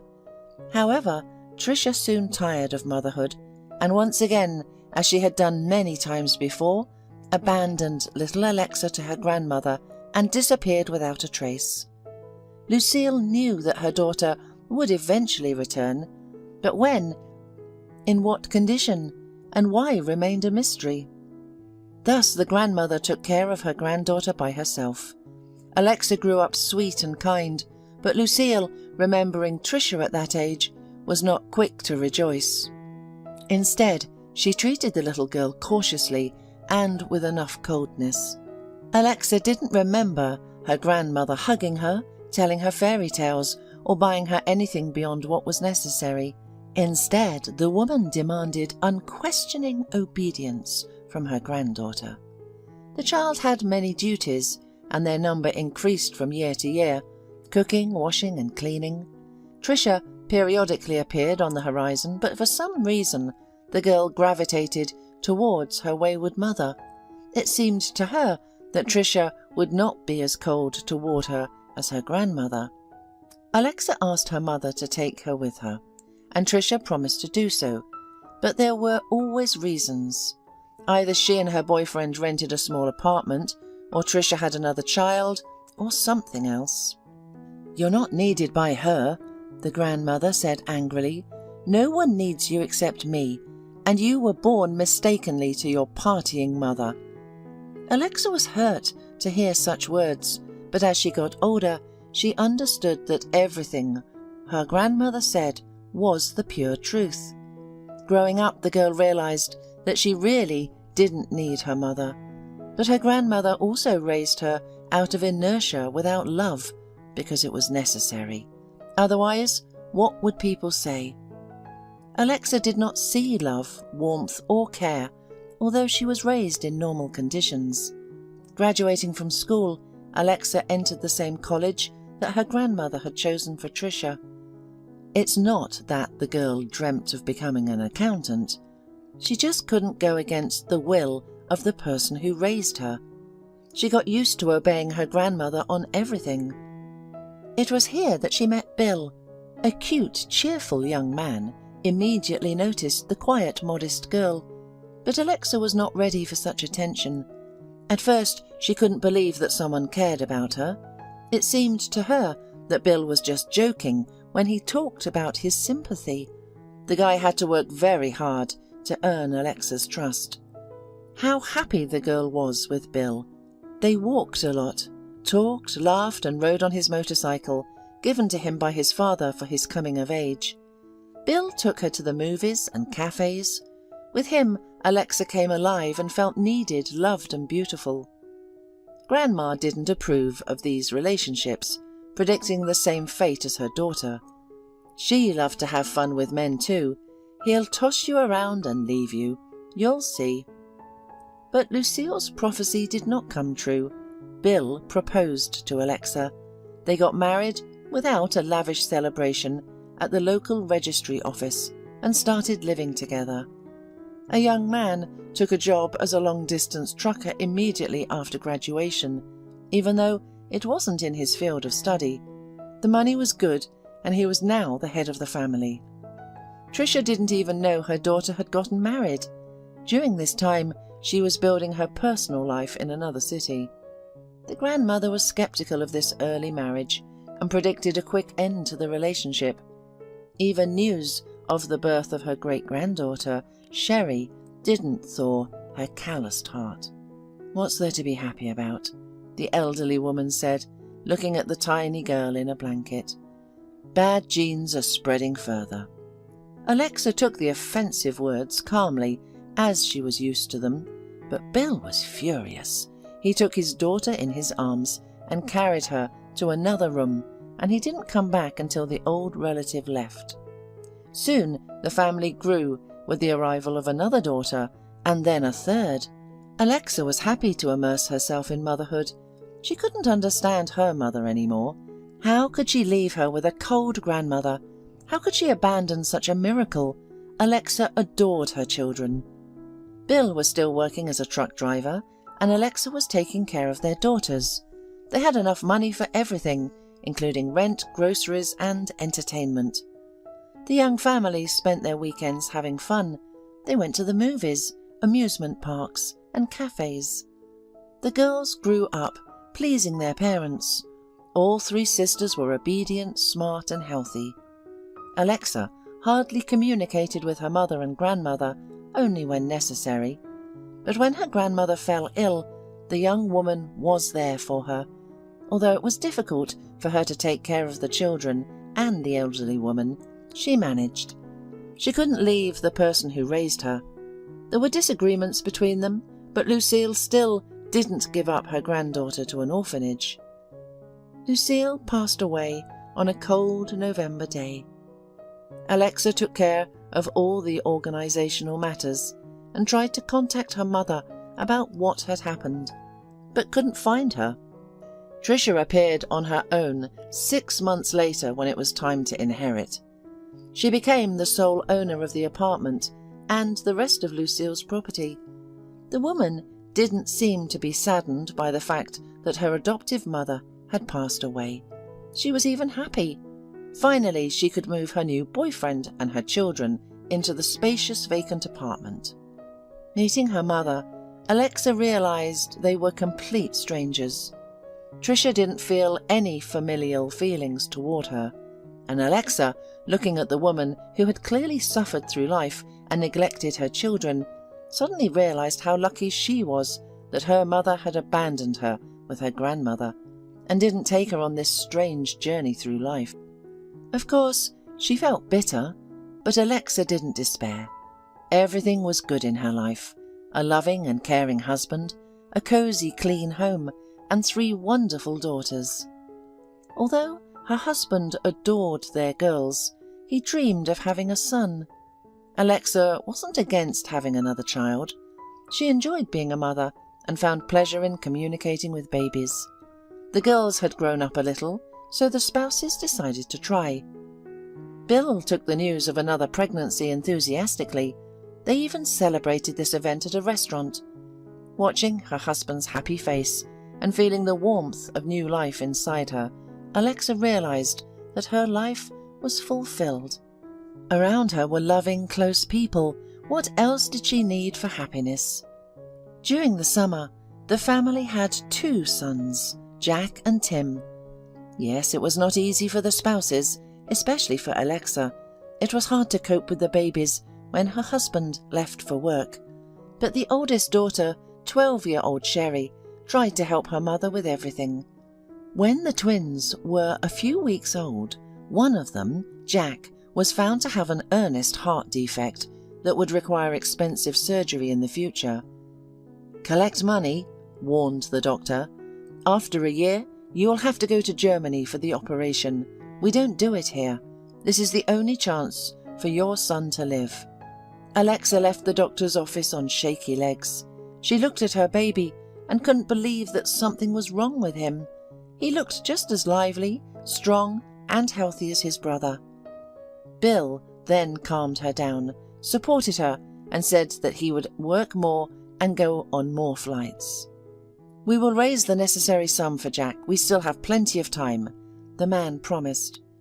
And in the fall, a disaster struck the family. Bill had an accident on the road. Alexa found herself completely alone with 5 young children, one of whom was seriously ill. Without support, without help, without plans for the future. Alexa went through a terrible event, but she had to take care of her children. There was simply no time or energy for despair, and only before going to bed, putting the little ones to sleep, the woman allowed herself to cry a little. Tears brought temporary relief, and then the main question arose again: how to live on. Alexa didn't really have a profession. Yes, she had received an education, but she had never worked a day after graduation. Bill provided for the family, so the woman devoted herself entirely to the children. At that time, such an arrangement seemed perfect. It was thought that this stability would last forever. Alexa received all possible benefits for children from the government, so there was enough money for food and clothing.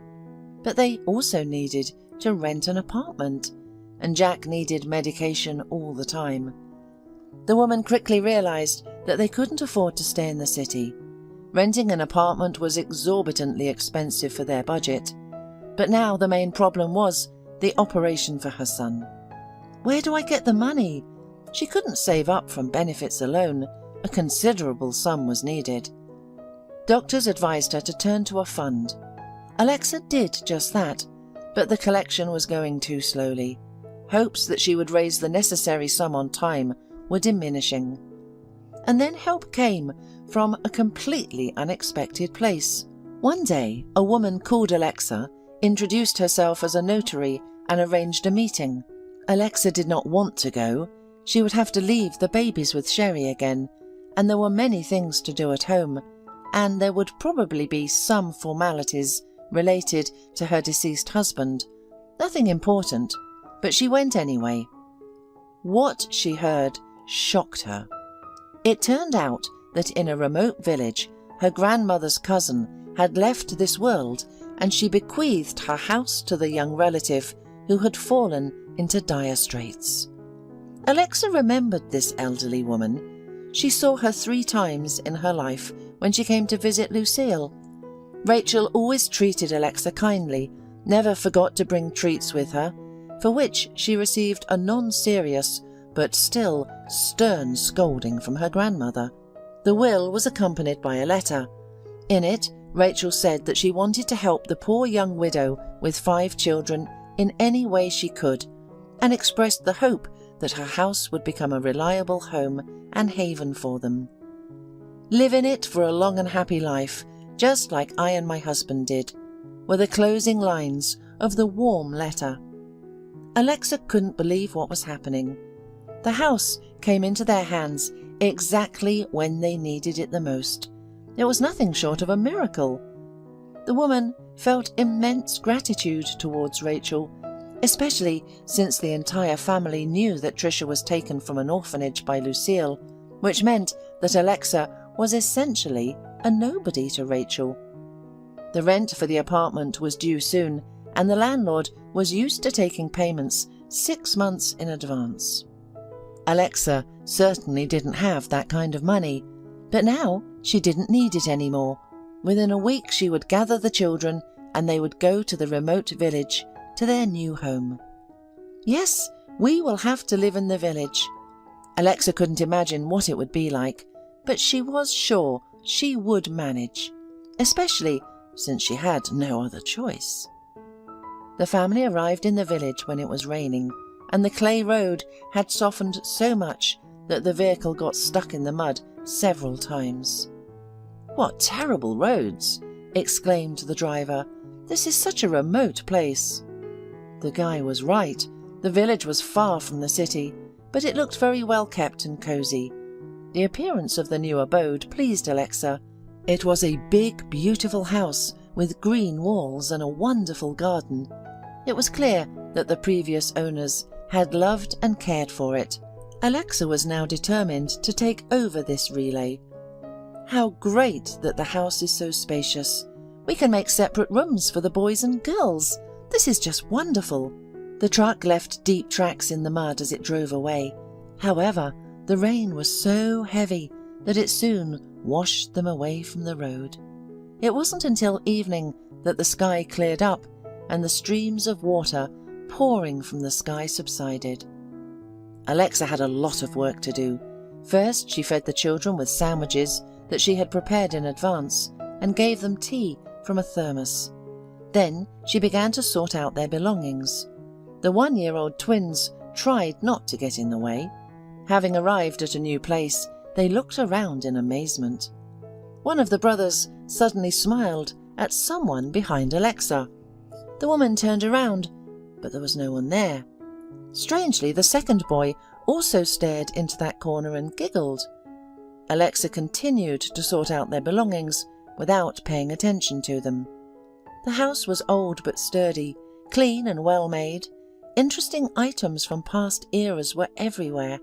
An old floor watch, old books with yellowed pages, embroidered pillows, vintage lamps. Something told Alexa that she might even find rare specimens in the attic and basement. I'll look into that later. The house was furnished with sturdy furniture that might well last for a long time, and that was wonderful. There was no money for interior renovation anyway. The problem was with the beds. There were only 2 in the house, plus a sofa and a couch. It was a good thing that Alexa had brought an inflatable mattress. The younger ones would sleep on the beds, and she and Sherry would sleep on the floor for now.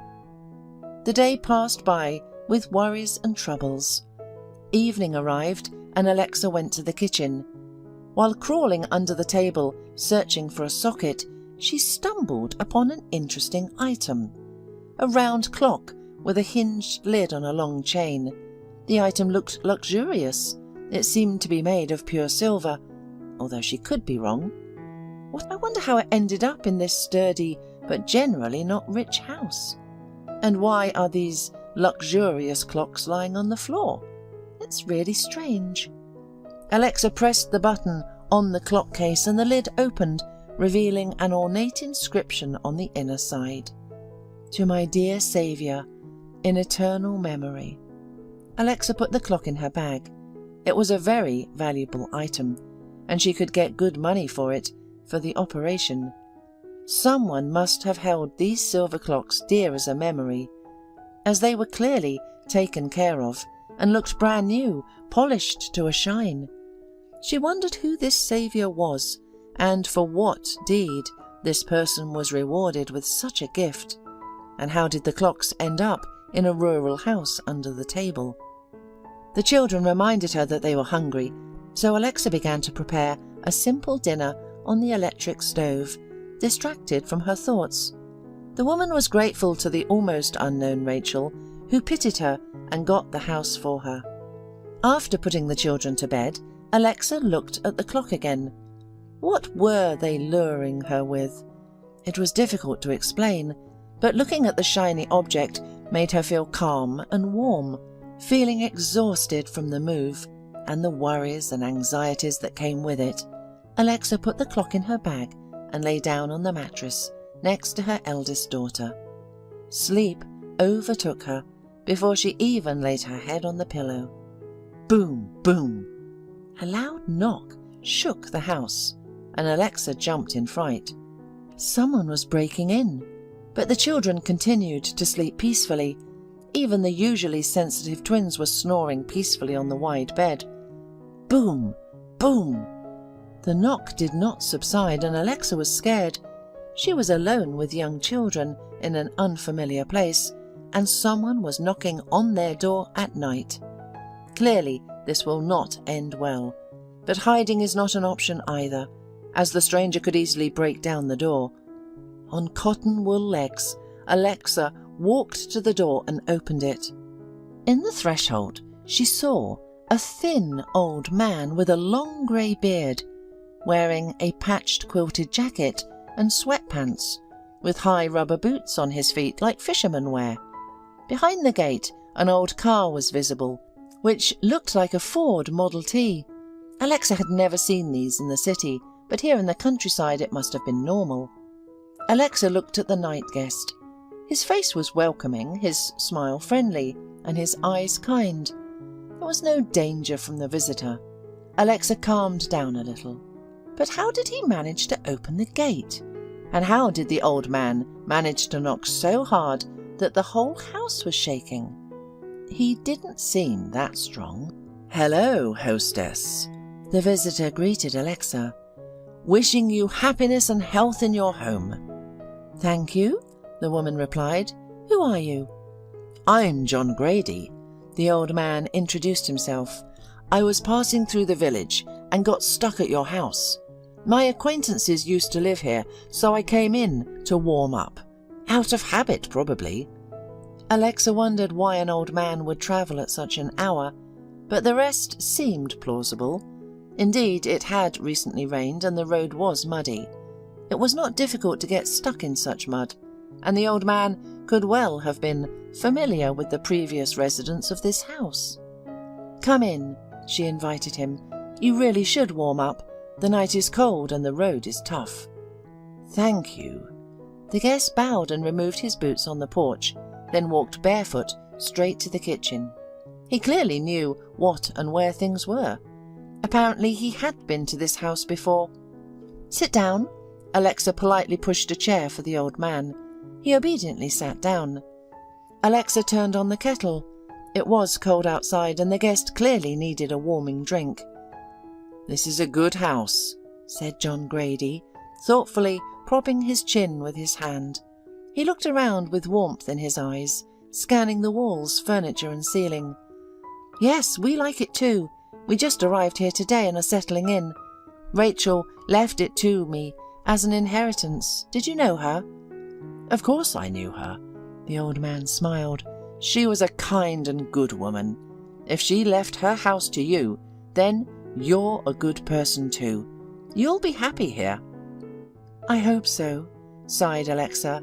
"A lot has happened in my life lately, but when we arrived here, it felt so easy and joyful." "That's good," the guest said. "It means the house likes you." "You speak strangely." The woman smiled. The kettle boiled and she poured the fragrant drink into the cups. "The house isn't alive."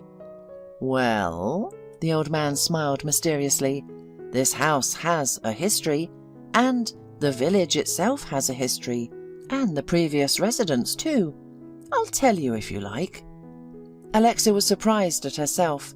She was sitting in the kitchen with a stranger, far beyond midnight, listening to his speech and feeling more and more calm.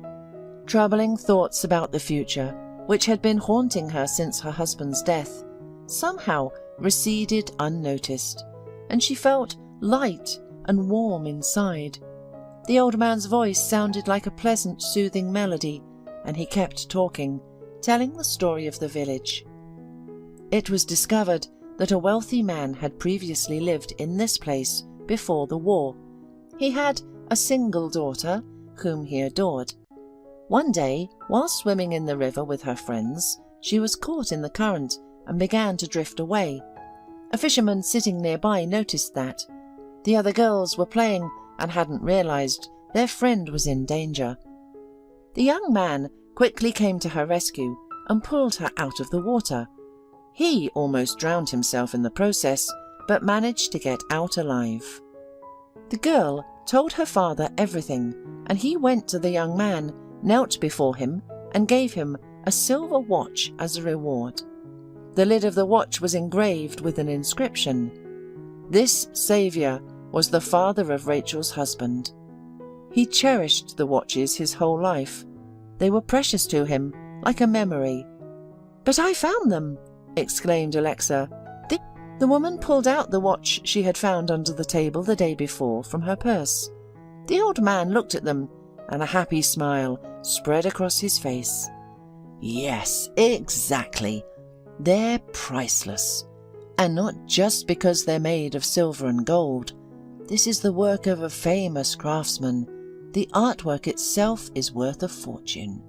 "I was going to pawn them," Alexa thought to herself. "I would have given away such a unique piece of art for next to nothing."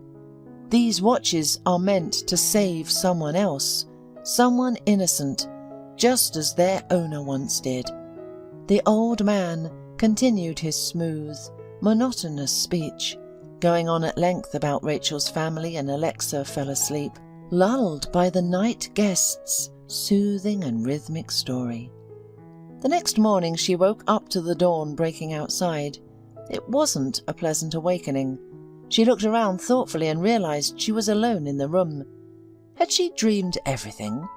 The knocking on the door, the old Ford outside the gate, the talkative old man. But the second cup of untouched tea on the table told her otherwise. Alexa tried to remember if the stranger had drunk any of the hot drink. It seemed like he hadn't. He had been talking the whole time. Alexa went outside to check the area around the house. It was empty, and she found no tire tracks on the wet clay road. This was impossible. Yesterday the car was parked by the gate, and there was no rain, so there had to be tire marks. How strange. She went back inside, took out her phone, and launched the browser. She decided to fact-check the stories the night guest had told her about the village. Everything checked out, even though she hadn't known any of it before. Everything was so strange. The children woke up, but Alexa continued her usual morning routine of preparing breakfast, cleaning up and planning her day. She couldn't shake off the strange dream. Or was it not a dream after all? The nighttime incident still lingered in her mind. At lunch, Alexa went up to the attic to explore. Among the broken furniture, bales of old clothes, and bundles of books with yellowed pages, she found a chubby photo album filled with black and white photos. Alexa carefully studied the faces of the people who were probably no longer alive. Back then, a photo shoot was an elaborate event. The family would prepare themselves beautifully, dress up, and carefully choose the time. Nowadays it's different, and everyone can take hundreds of photos with their smartphones. In one of the photos, the same nighttime guest was looking at her. Mr. Grady. It was really him, as indicated by the inscription made by someone in 1973. He was already an old man, roughly the same age as the one who came to her at night.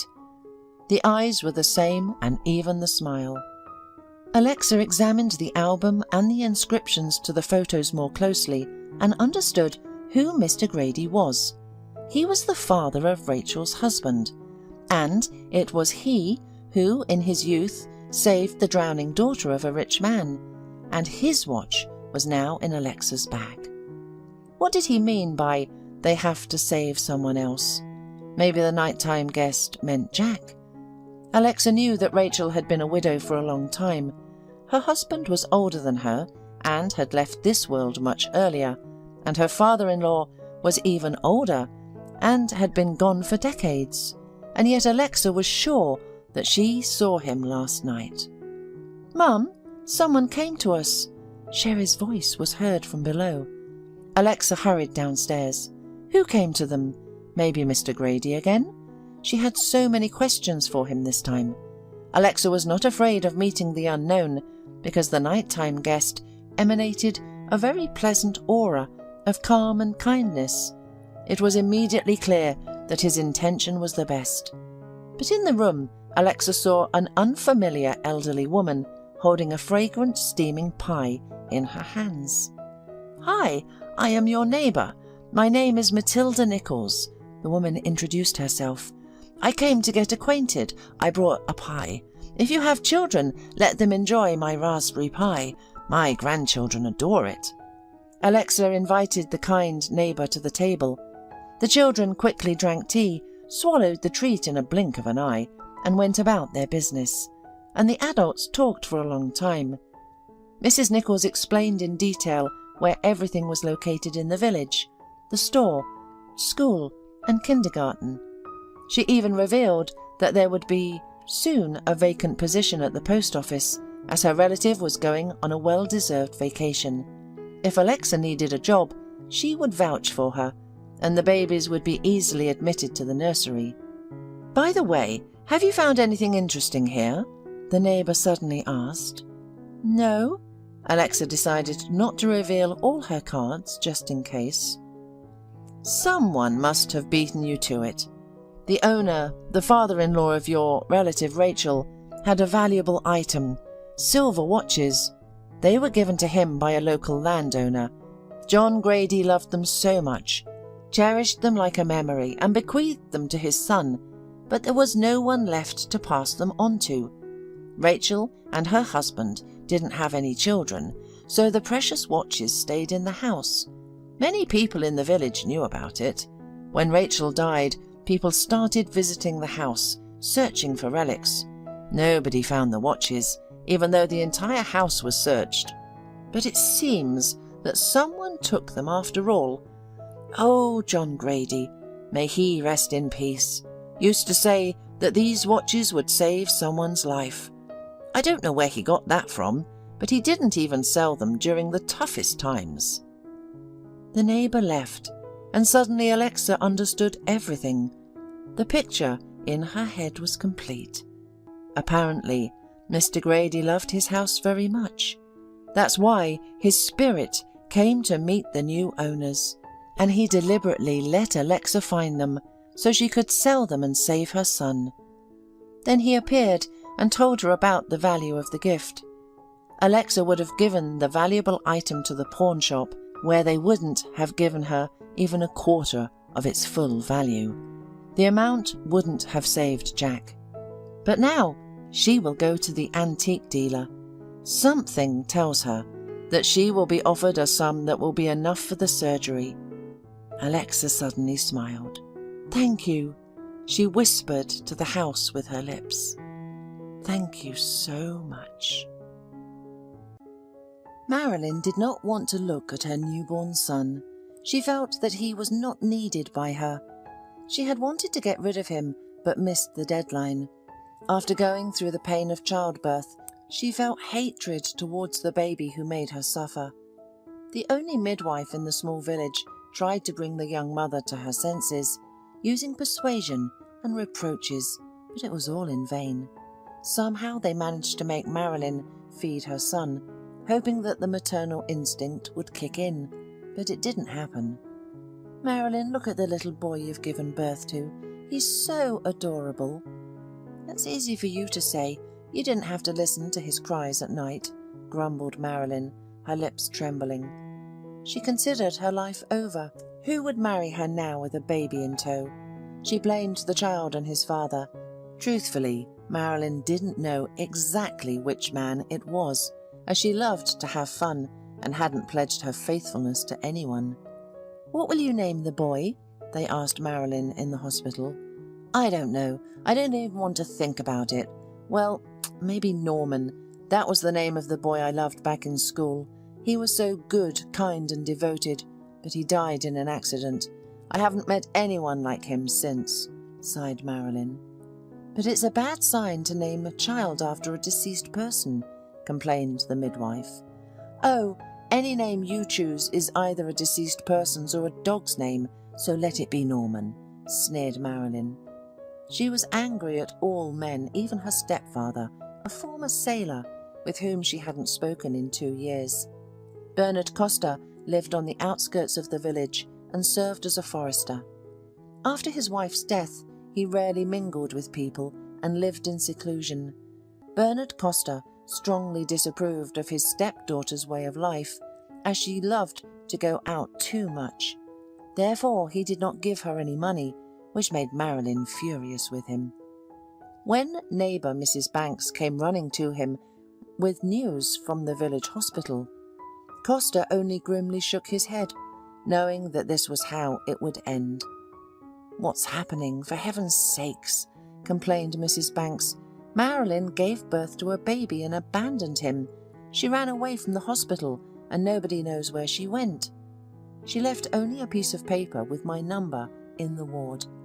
You don't even have a phone, and they called me asking me to tell you to come for your grandson immediately." "Okay, I'll go get him," sighed Mr. Costa. "I've been telling you and Amy to spoil the girl less because she's growing up to be loose. Now you've got this. She went away and left her baby." "Stop it, Mrs. Banks. Marilyn gave birth to my grandson, and that's all that matters." "But where is she now?" the neighbour persisted. "Well, who knows where she went? She probably went to her apartment," shrugged Mr. Costa. "Are you going to see her?" asked Mrs. Banks. "No, I'm not going. If she didn't invite me, it means she doesn't want to see me." At the hospital, Mr. Costa completed all the necessary paperwork and went home with a precious bundle in his arms. For the first time, his neighbour helped him around the clock, even bringing diapers and baby clothes for the little boy. She always stayed with Norman when his grandfather went to work. Mrs. Banks had tender feelings for Bernard Costa and secretly dreamed that he would marry her someday. However, the widower remained faithful to his late wife, Amy, and planned to live out the rest of his days alone. Mrs. Banks was angry at his stubbornness, but knew she couldn't do anything about it. Nonetheless, Norman considered the elderly woman his own grandmother and loved her with all his heart. The woman had also grown attached to the boy, who followed her everywhere. Bernard Costa loved his grandson too. How could he not love this clever boy, who was a copy of his beloved Amy? However, he tried to teach Norman discipline so that, as the grandfather liked to say, he would grow up to be a real man, not a weakling. From a young age, Norman helped his grandfather in the forest and around the house. He was rapid and caught everything on the fly. Mr. Costa always knew that if Norman was given a task, it would be done flawlessly. "Norman is a smart boy," Mrs. Banks said admiringly. "He didn't take after his mother. By the way, is there any news from her?" The elderly man just shook his head. There was no news from Marilyn. They said she had gone abroad and gotten married there, but he didn't know the truth. When Norman asked his grandfather about his parents, he never said anything bad about his mother. But as the boy grew older, he realized that a woman who abandoned her child could not be called a mother. He was happy with his grandfather and Mrs. Banks, but sometimes before going to sleep, he would quietly cry in his bed when he thought about how his closest person had betrayed him. The school that Norman attended was far from his home. First, he had to walk to the bus stop, wait for the bus, which sometimes came late, and then ride to school. In the first few years, his grandfather escorted him to the bus stop, but in the 3rd grade, Norman started going by himself. But he still had a companion called Skipper.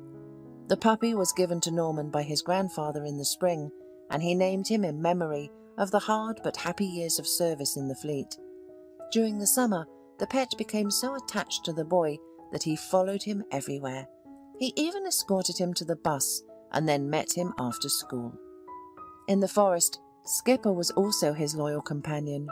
Although he was quite mischievous, he would chase after a rabbit and run away, or he could start barking hysterically when he smelled the scent of some forest animal that you had to plug your ears with cotton. Once he even fell into a swamp, and Norman had to pull him out of the mud. They both returned home dirty and wet and received a serious scolding from Mrs. Banks. When it was time for Norman to go to the city to study, he saw how Skipper was worried, sensing the separation from his master. The young man entered a forestry school and at first tried to come home as often as possible, and then Skipper had a real holiday. At the sight of his owner, Skipper happily yelped, wagged his bushy tail vigorously, and danced joyfully. However, over time, there were fewer reasons for the faithful dog to be happy, because Norman visited his hometown less and less frequently. In the city, Norman experienced his first love. The guy tried to spend every free minute with his flirtatious girlfriend. Joan was a tall, shapely blonde whom he met at a party. She was studying to be a hairdresser and loved to have fun and party, and with her it was never boring. The stately but modest Norman caught the attention of a carefree girl who decided to shake things up with this country boy and invited him to dance at a friend's party. Norman blushed and felt shy, which amused Joan. She playfully laughed and flirted with him all evening, and in the end made it a fact that he escorted her home. Norman brought his friend Ross to the party, who noticed that Joan had her eye on him. Ross was from the same village as Norman. They had not been friends before because Ross was older, but when they met in the dormitory, they were delighted to see each other and became friends. The morning after the party, Ross knocked on Norman's door. Norman, who had not slept all night, was thinking about a beautiful Joan. Understanding his friend's condition, Ross warned him not to get involved with this girl. "Hey, buddy, she is too flighty and breaks guys' hearts. It's better to keep far away from her." But Norman brushed him off. All day, all his thoughts were only about Joan, and in the evening he gathered the courage to ask her out. He didn't expect Joan to agree, but the girl was not against taking a walk in the park. On the date, Joan behaved very modestly and was sweet and gentle. And Norman realized that Ross was just jealous of him, so he said mean things about the girl. When Ross tried to discourage Norman from these relationships again, the guys had a big argument. Joan had already spun the grandson of the forester's head, and he could no longer imagine his life without her. Norman studied and worked at the same time, so he was able to buy Joan a beautiful ring when he proposed. To his delight, the girl responded with consent and went with him to his hometown to meet his grandfather and Mrs. Banks. Skipper, Norman's dog, jumped for joy at the sight of his owner and began to bark loudly, trying to lick his owner's nose. He also intended to lick Joan, but the girl made it clear that she didn't like dogs. "They reeked of dogs and could ruin clothes or bite a leg," she said. Therefore she would prefer it if the dog did not leave the enclosure. They had to take the whining and resisting Skipper to the enclosure and lock him up there. Norman and Joan visited for 3 days, and all the while poor Skipper had to watch his beloved owner through the iron bars. At first, the dog waited for the main person in his life to open the door and play with him again. So when he saw him, he joyfully threw himself at the bars. But soon he realized that this would not happen. He began to whine pitifully and wag his tail on the ground when Norman passed by. The guy was so ashamed that he tried not to even look in the direction of his locked-up friend. Joan did not like Mr. Costa's modest home. The girl was capricious and pouted, and when Mrs. Banks asked her to help prepare lunch, she replied that she was not a cook or a chef. "But how are you going to feed Norman?" Mrs. Banks was surprised. "Norman is a grown boy. He will cook for himself. He'll even feed me. I'm not a maid, I'm a woman. And if Norman needs a housekeeper, let him find someone from the local girls," Joan retorted. "Look at this city girl," grumbled Mrs. Banks to herself, and went cooking alone. The elderly woman tried to talk to Norman about the bride, but the guy just waved it off. "Modern girls don't want to be housewives, and that's all right," he said. "Well, she won't want to have children with you either. She'll say it's not trendy," Mrs. Banks protested. "I think it's too early to think about children now. We'll see later," defended Norman. "Bernard, why are you silent? Don't you care?" fussed Mrs. Banks. "What should I say? It's their life. Let them live as they want. We don't understand them and they don't understand us," replied the elderly man. Mr. Costa had to cover the wedding expenses, since Joan's parents claimed they had no money, and the groom's side should take care of the wedding anyway. Norman suggested just getting married and not having a celebration, but Joan wanted a wedding and a fancy dress. Her friends envied her because the girl was busy choosing a wedding dress instead of studying. Norman was looking forward to a happy family life and rented an apartment where he planned to live with his young wife right after the wedding. However, a week before the scheduled date, Joan disappeared. Norman called all his acquaintances, but no one knew where the girl went. Some really didn't know, while others just didn't want to talk because Joan was closer to them than Norman. Unable to bear it, the guy went to make peace with Ross, so he knew the guy was aware of all Joan's friends, so he must know something. Yes, I know where Joan is, and I wanted to tell you right away, but then I decided not to interfere in someone else's business. So, recently, a rich guy, Adam, started courting Joan. Gifts, restaurants, and night trips in his car. That's why Joan went with him. By the way, he lives in a settlement not far from yours. It's just that you have a backwater there, while they have an elite settlement away from the hustle and bustle of the city. Sorry, friend, but I warned you before, sighed Ross. So you know where he lives? Norman gritted his teeth. I do, but I won't tell you, so that you don't do something stupid. Fine, Norman replied. I'll find out from someone else. Wait, idiot, shouted Ross after Norman when the guy turned around and left his room. I'll tell you, but I'll come with you so that you don't do anything stupid. They're having a party tonight, so we'll get in without any problems. Just promise to keep a cool head and be reasonable. Norman agreed and they went. They didn't notice Joan among the guests at first, but as soon as Norman saw her in Adam's arms, he couldn't hold back and approached her. You having a good time here with my future wifey? Norman said sarcastically. Joan jumped in surprise, then lowered her eyes, and Adam laughed. Oops, the groom showed up. Did you miss your former bride? She dumped you, and you're crying? Yes, I missed her. Norman gritted his teeth. Joan, let's go home, that's enough. You've had your fun, he said, addressing his bride. However, she continued to stand silently with her eyes downcast. Joan, did you betray me? Norman asked, barely holding back from making a scene at the party. And then Joan looked up at him. No, Norman, you betrayed me. I thought we would live happily ever after, but then I saw how your family lived and realized that you would be a maximum forester and I would have to live in the countryside all my life. You didn't think about me when you proposed. You're selfish and only think about yourself. Norman was stunned by the revelation. Joan, I can't believe my ears, he said. Well, go clean them, Adam snapped irritably, and maybe you'll start hearing better. Joan, your taste is terrible. Does he even shower? He came to my house dressed like a homeless person, smelling like who knows what, and he's still hitting on my girlfriend. Norman couldn't bear these words and instantly punched Adam in the face. Adam was caught off guard but quickly recovered and tried to retaliate. However, Norman skillfully dodged and hit Adam in the stomach, then again in the face, causing him to fall to the ground. Before Norman could leave the house, the police arrived. The guests caught him at first, and then he was handcuffed and taken away. Ross couldn't do anything, and Joan didn't even look at her ex-fiancé. She was too busy taking care of Adam with tears in her eyes. Norman was facing a sentence, and the case couldn't be hushed up.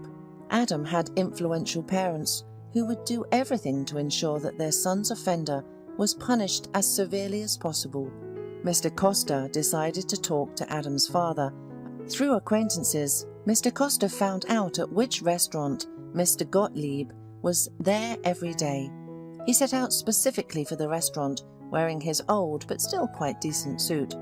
Mr. Gottlieb, I am Norman's grandfather. I came to personally ask you, as a father, not to ruin the boy's life. You understand your son took Norman's fiancée. We were already preparing for the wedding. Security, Mr. Gottlieb growled angrily. Is there security in this restaurant? Remove this old man from my sight. Who let him in here? Don't you care about the restaurant's image? The guard lifted Mr. Costa by the scruff of his neck and dragged him to the exit. The elderly man immediately felt bad outside. Concerned passerby called an ambulance for him, while Mr. Gottlieb indifferently watched all of this from the restaurant window. Norman was given 3 years in prison and served his time in full. At home, only Mrs. Banks and his loyal but noticeably aging skipper were waiting for him. Norman's grandfather didn't wait. He died 2 years after his grandson went to prison. After the incident at the restaurant, his heart became weak. After the prison, Norman changed. He became silent and gloomy and didn't want to go to the city anymore. He started working as a forester instead of his grandfather. He planted trees and tracked down poachers.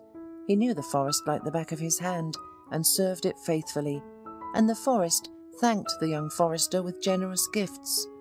No one in their village collected as many mushrooms and berries as Norman, and for the winter he dried medicinal herbs from the forest and made delicious tea with honey. At first Norman took Skipper with him on every trip, but he soon noticed that it was difficult for the dog to walk for so long, and he began to leave him at home. Over time, Skipper's paws began to fail, and Norma invited a veterinarian. However, the vet just shrugged and said, "There's nothing you can do. Old age." The vet suggested putting the dog to sleep, but Norman couldn't bring himself to do it.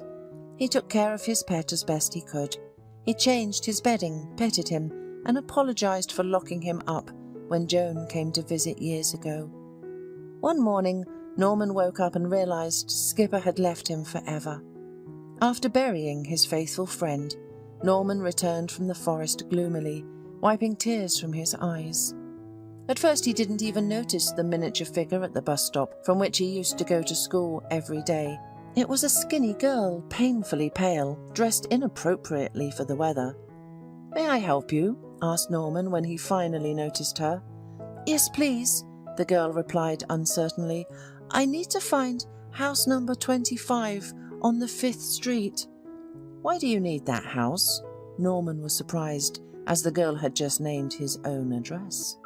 "My grandfather, Bernard Costa, lives there. I am his granddaughter and I came to see him." Norman's heart beat wildly in his chest. Could this be his sister, sent by his mother, Marilyn, whom he hadn't heard from in 2 decades? "Is your mother's name Marilyn?" he asked, his voice trembling. "No," the girl replied. "Her name is Dasha, and I don't have relatives with the name Marilyn." "Then who is your mother, and what is your name?" Norman was bewildered by the appearance of this mysterious stranger.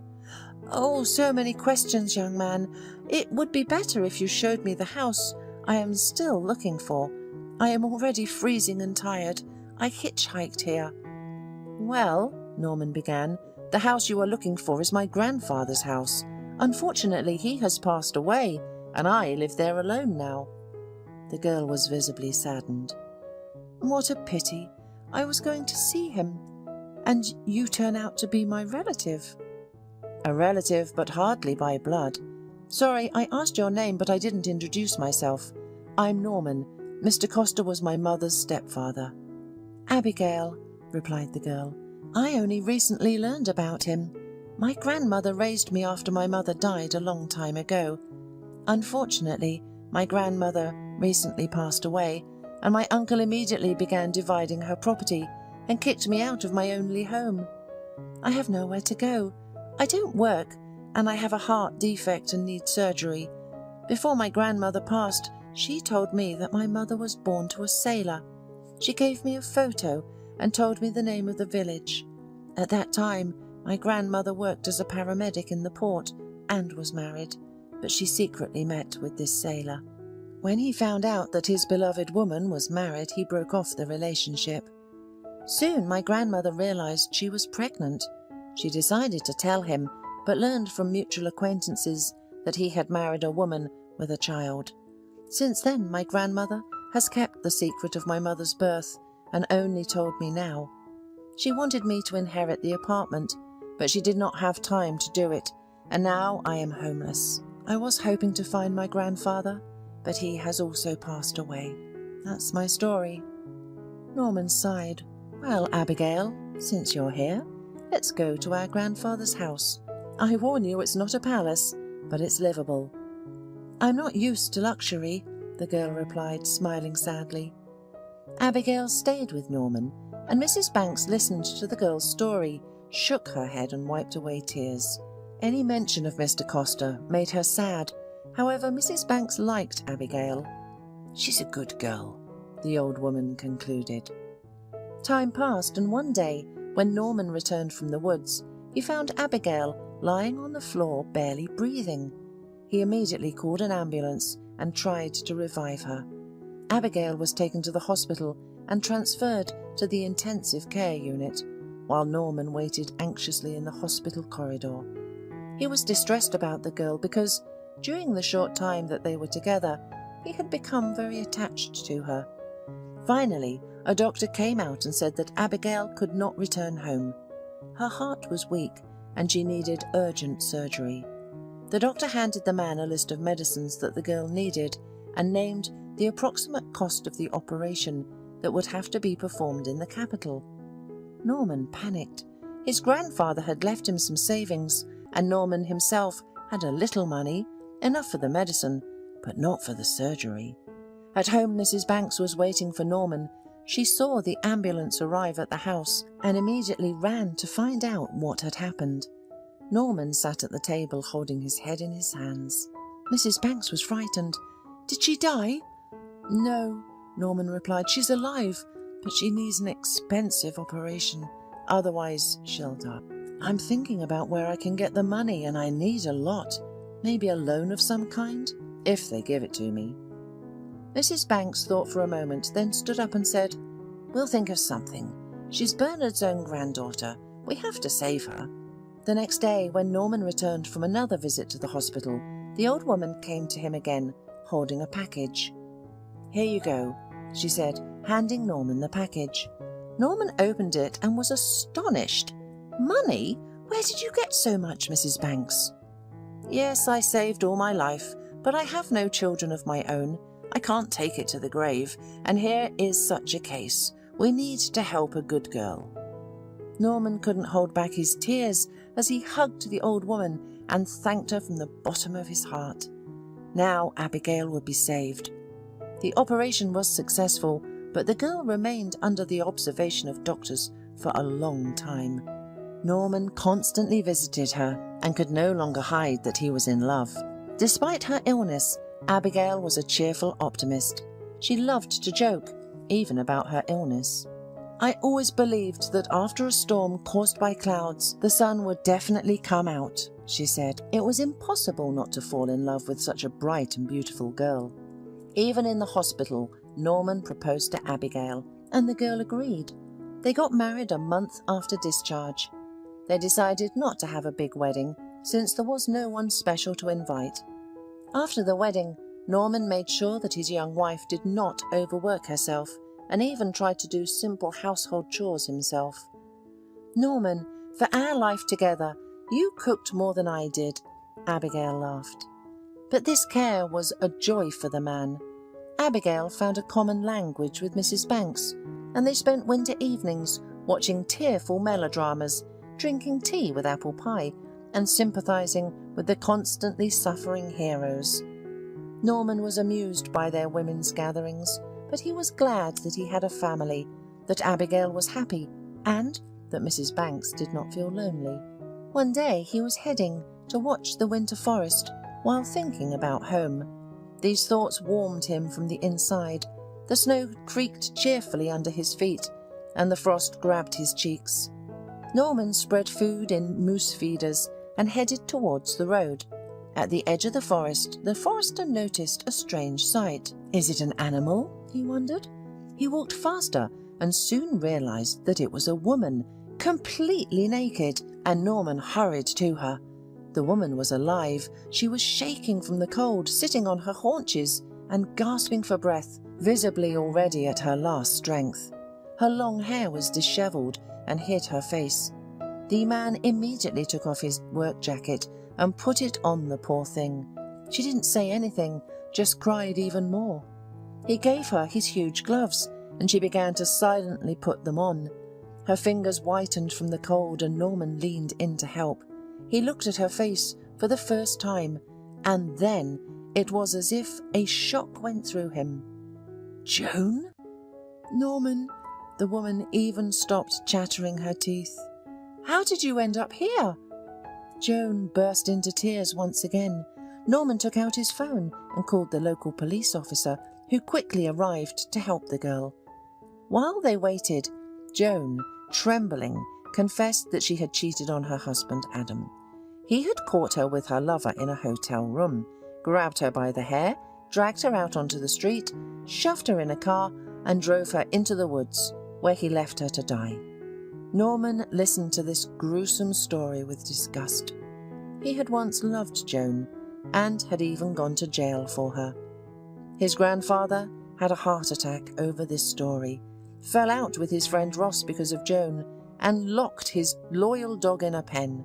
However, he would never have wished such a punishment on her.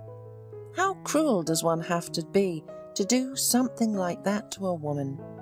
Moreover, Adam would probably not even face any punishment.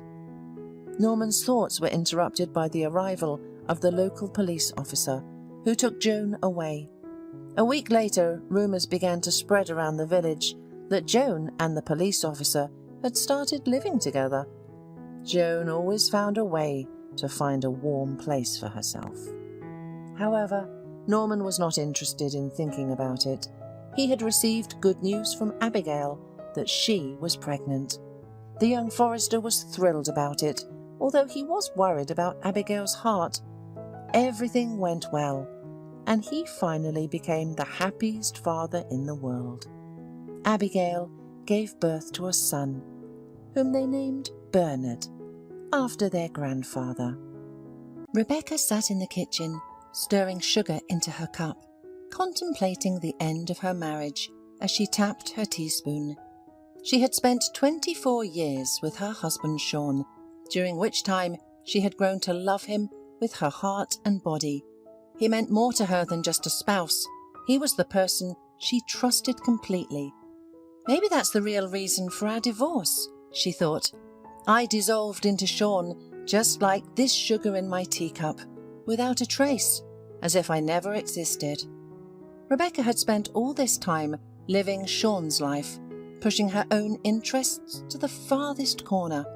She used to have many friends, go on hiking trips, and lead an active lifestyle with them. But with Sean's appearance in her life, everything began to revolve only around him. They met at a dance. Rebecca had just graduated from culinary college and got a job at a local chocolate factory. Somehow the young people immediately understood that they couldn't live without each other. Soon Sean proposed to Rebecca, but at the same time he put one condition. I want my wife to be a homemaker and take care of me, our home and our future children, he said. A careerist doesn't suit me. I think it's purely a male prerogative. So, if you intend to climb the career ladder and work from morning till night, instead of spending that time with your family, then we're not a match.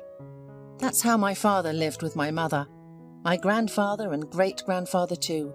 I'm not going to change the established order. Combining family and work don't work. I'm warning you now so that we don't have misunderstandings and disagreements later. Either you accept this, or we break up. I agree, Rebecca confidently replied then, and she was sure she was doing the right thing.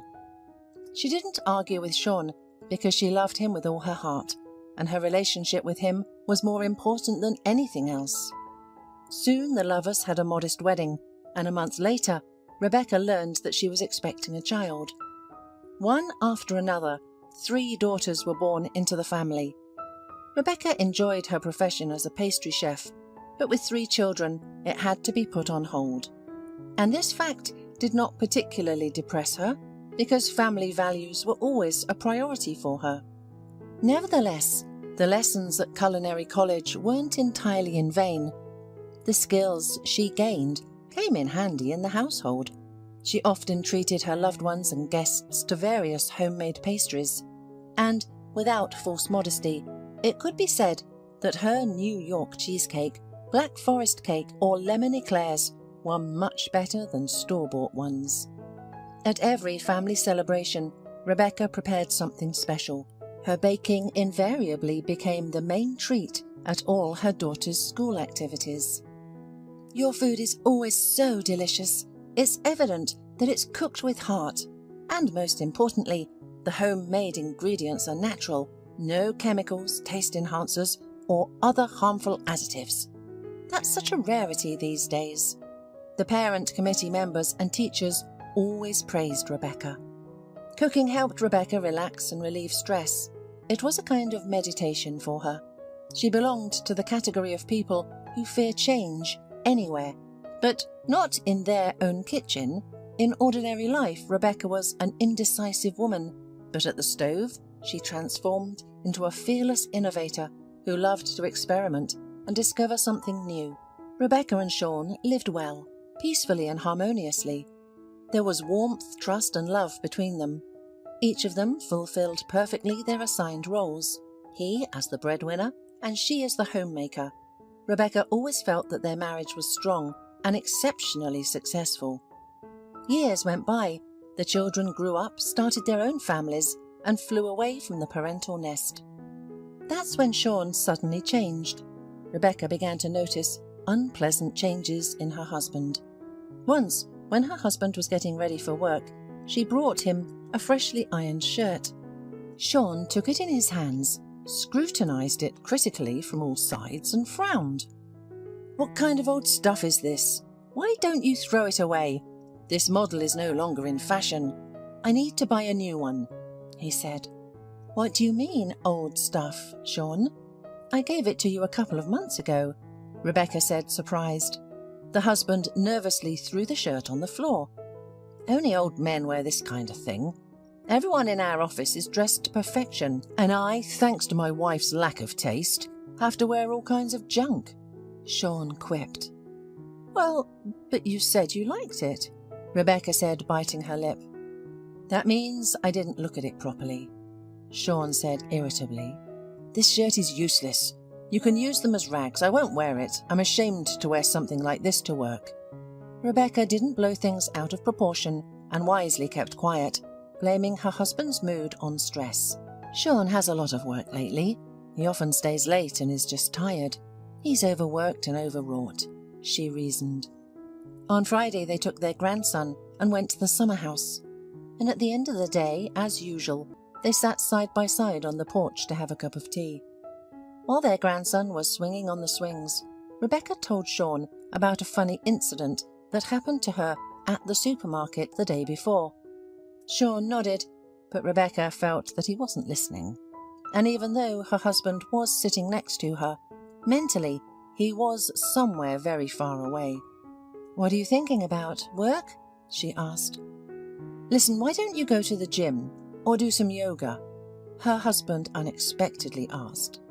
Rebecca burst out laughing. "Sean, come on, what? Yoga? Children, grandchildren, cooking, housework, gardens, and in the fall, there's canning, pickling and jam making. That's my fitness. So many chores. I have to keep turning around." But judging by her husband's gloomy expression, Rebecca realized that he didn't find her response amusing at all. "Is that all you're interested in?" he asked seriously. "Well, not everything. I love movies, books and music," Rebecca began to explain. "What kind of books?" interrupted Sean. "Those cheap, sentimental and primitive romance novels?" "Why primitive? Don't generalize. There are different kinds of books." Rebecca tried to defend herself. "And what do you get from them? Tell me, what do you gain from reading them?" Sean grew more agitated. "We've been sitting here for half an hour and we haven't even had a proper conversation. You're telling me all this nonsense about the store, thinking that anyone else besides you is interested." His words hurt Rebecca's heart. Tears welled up in her eyes, and she made every effort not to cry in front of her grandson. Oppressive silence hung in the air for what seemed like an eternity to Rebecca. Sean finished his cigarette and left the house without a word. That night, Rebecca couldn't sleep. What's happening to him? She wondered. Why did he talk to me so disdainfully? Has he stopped loving me? The next day, Sean acted like nothing had happened. He played with his grandson, helped his wife in the garden, and everything seemed normal. But Rebecca's heart was still uneasy. She felt that something was wrong, and as it turned out, she was right. The weekend was over, and the couple returned home. On Monday evening, Rebecca prepared dinner for Sean's arrival, but he called her on his mobile and warned her that he would be late at work. "Don't wait for me, don't set the table. I'll eat at the office. Go to bed, I'll probably be late," he said. Rebecca couldn't calm down because she felt that her husband was lying. Her intuition told her that he was anywhere but at work. After an hour of agonizing thoughts, she finally decided to call Sean's office directly. She introduced herself under a false name and asked to be connected to the head of the finance department. "Mr. Koenig has already left," the secretary told her. "He'll be here tomorrow morning. Can I give him a message?" "No, thank you," Rebecca answered and hung up. Her worst fear was confirmed. Her husband lied to her. If Sean isn't at the office, then where did he disappear to? She wondered. She desperately wanted to call her husband and ask him this question directly, but in that case, she might hear an answer that she wouldn't like. She wasn't mentally prepared for that. Sean returned home at the beginning of the third night.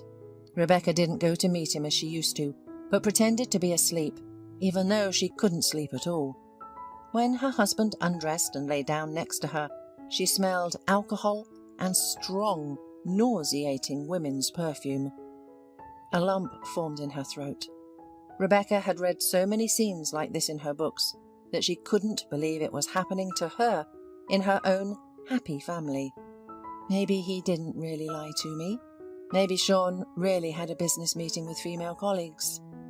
Maybe he sat next to one of them and got lost in her perfume. And then they could have gone somewhere to have a drink to relax a little after a tense day. What's criminal about that? Rebecca mentally justified her husband. In the morning, she didn't dare ask Sean directly where he had been last night, but remaining in ignorance was no less painful. All these thoughts about infidelity were buzzing in her head like annoying flies. Rebecca wanted to put an end to it before she went crazy with suspicions that could turn out to be completely baseless. After much deliberation, Rebecca decided to go to her husband's office. She didn't understand why she needed to do this. What did she want to find out? What was she expecting? Rebecca had no answer to these questions. Her feet carried her to the business center on their own. She trusted her intuition, which told her that she needed to be there. And, as it is known, he who seeks shall always find. As soon as Rebecca approached the building where Sean worked, she saw her husband through the glass doors, and at that moment, something inside the woman seemed to break. Her husband tightly hugged a tall young woman around the waist and whispered something in her ear. She laughed loudly, throwing back her pretty head with small red curls. She looked about 25 years old. She's almost the same age as our eldest daughter, flashed through Rebecca's head. The woman was at a loss. She stood in indecision, refusing to believe her own eyes. "I need to leave here quickly before they notice me," flashed through her foggy mind. But she was too late. Her husband noticed her. He quickly said something to his companion. She turned towards Rebecca and gave her an evaluating look. A haughty smile played on her face. She understood perfectly that Rebecca was no match for her. The satisfied girl turned and disappeared into the other room. Sean did not follow her. Instead, he headed straight for Rebecca, and from the expression on his face, it was obvious that he was beside himself with anger. "What the hell are you doing here? Why did you come here? Who invited you?" he exclaimed.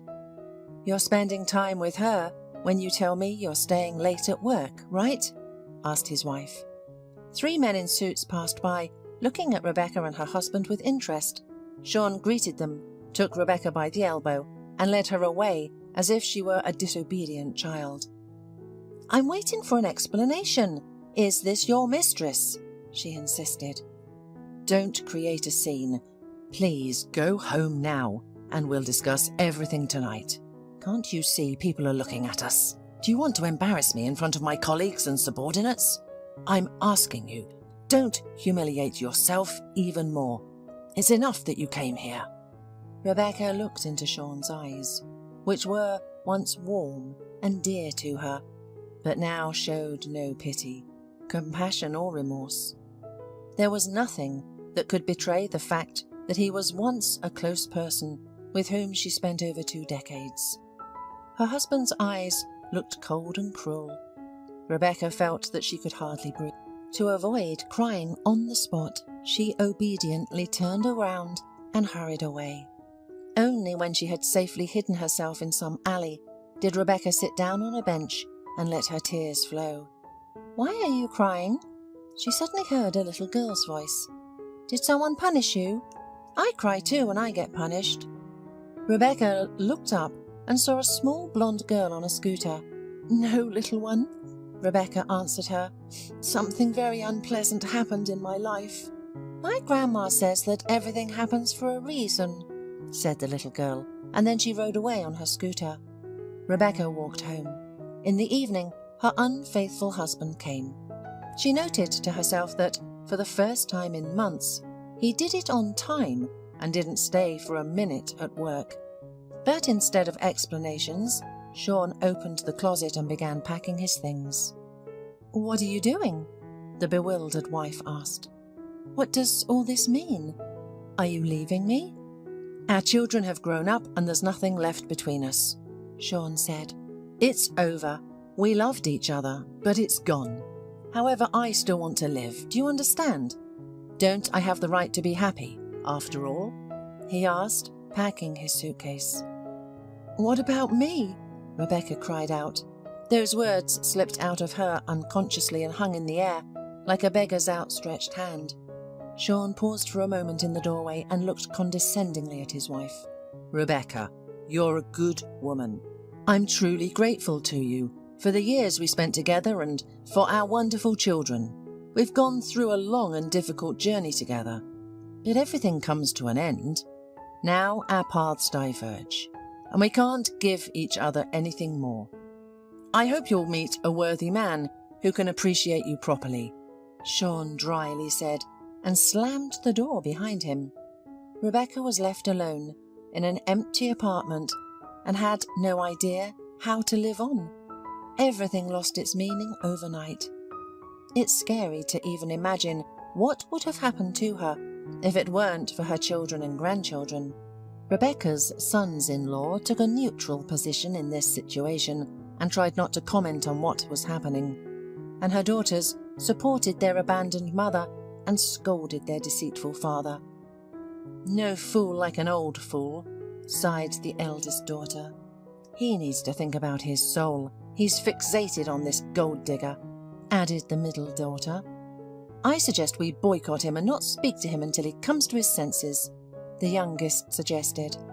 "He left me, not you," Rebecca remarked, "and you shouldn't blame him. They say that in a breakup both parties are always at fault. Maybe I really did dissolve into your father too much. He was everything to me. I lived for his interests, forgetting about my own. Who was I to him all these years? A maid, a cook, a nanny? Anyone but a woman. I'm to blame for that. I turned into a shadow of myself. But Mum, you didn't sit around twiddling your thumbs. You raised 3 children," the daughters reminded her. "After you grew up, I should have picked myself up and moved on," she sighed. "Mum, stop blaming yourself," the eldest daughter said. "You're definitely not at fault for someone else's promiscuity. You were a wonderful wife to Dad. He'll regret it." "Indeed," the middle daughter agreed. "You're one of a kind. You're kind-hearted and loyal. And you cook so well that it's finger-looking good," the youngest daughter added, changing the tone to flattery. "Traditionally, the way to a man's heart is through his stomach. Probably your father's stomach was tired of my cooking, no less than Sean was tired of me," Rebecca noted sadly, "and now he wanted to try something spicier."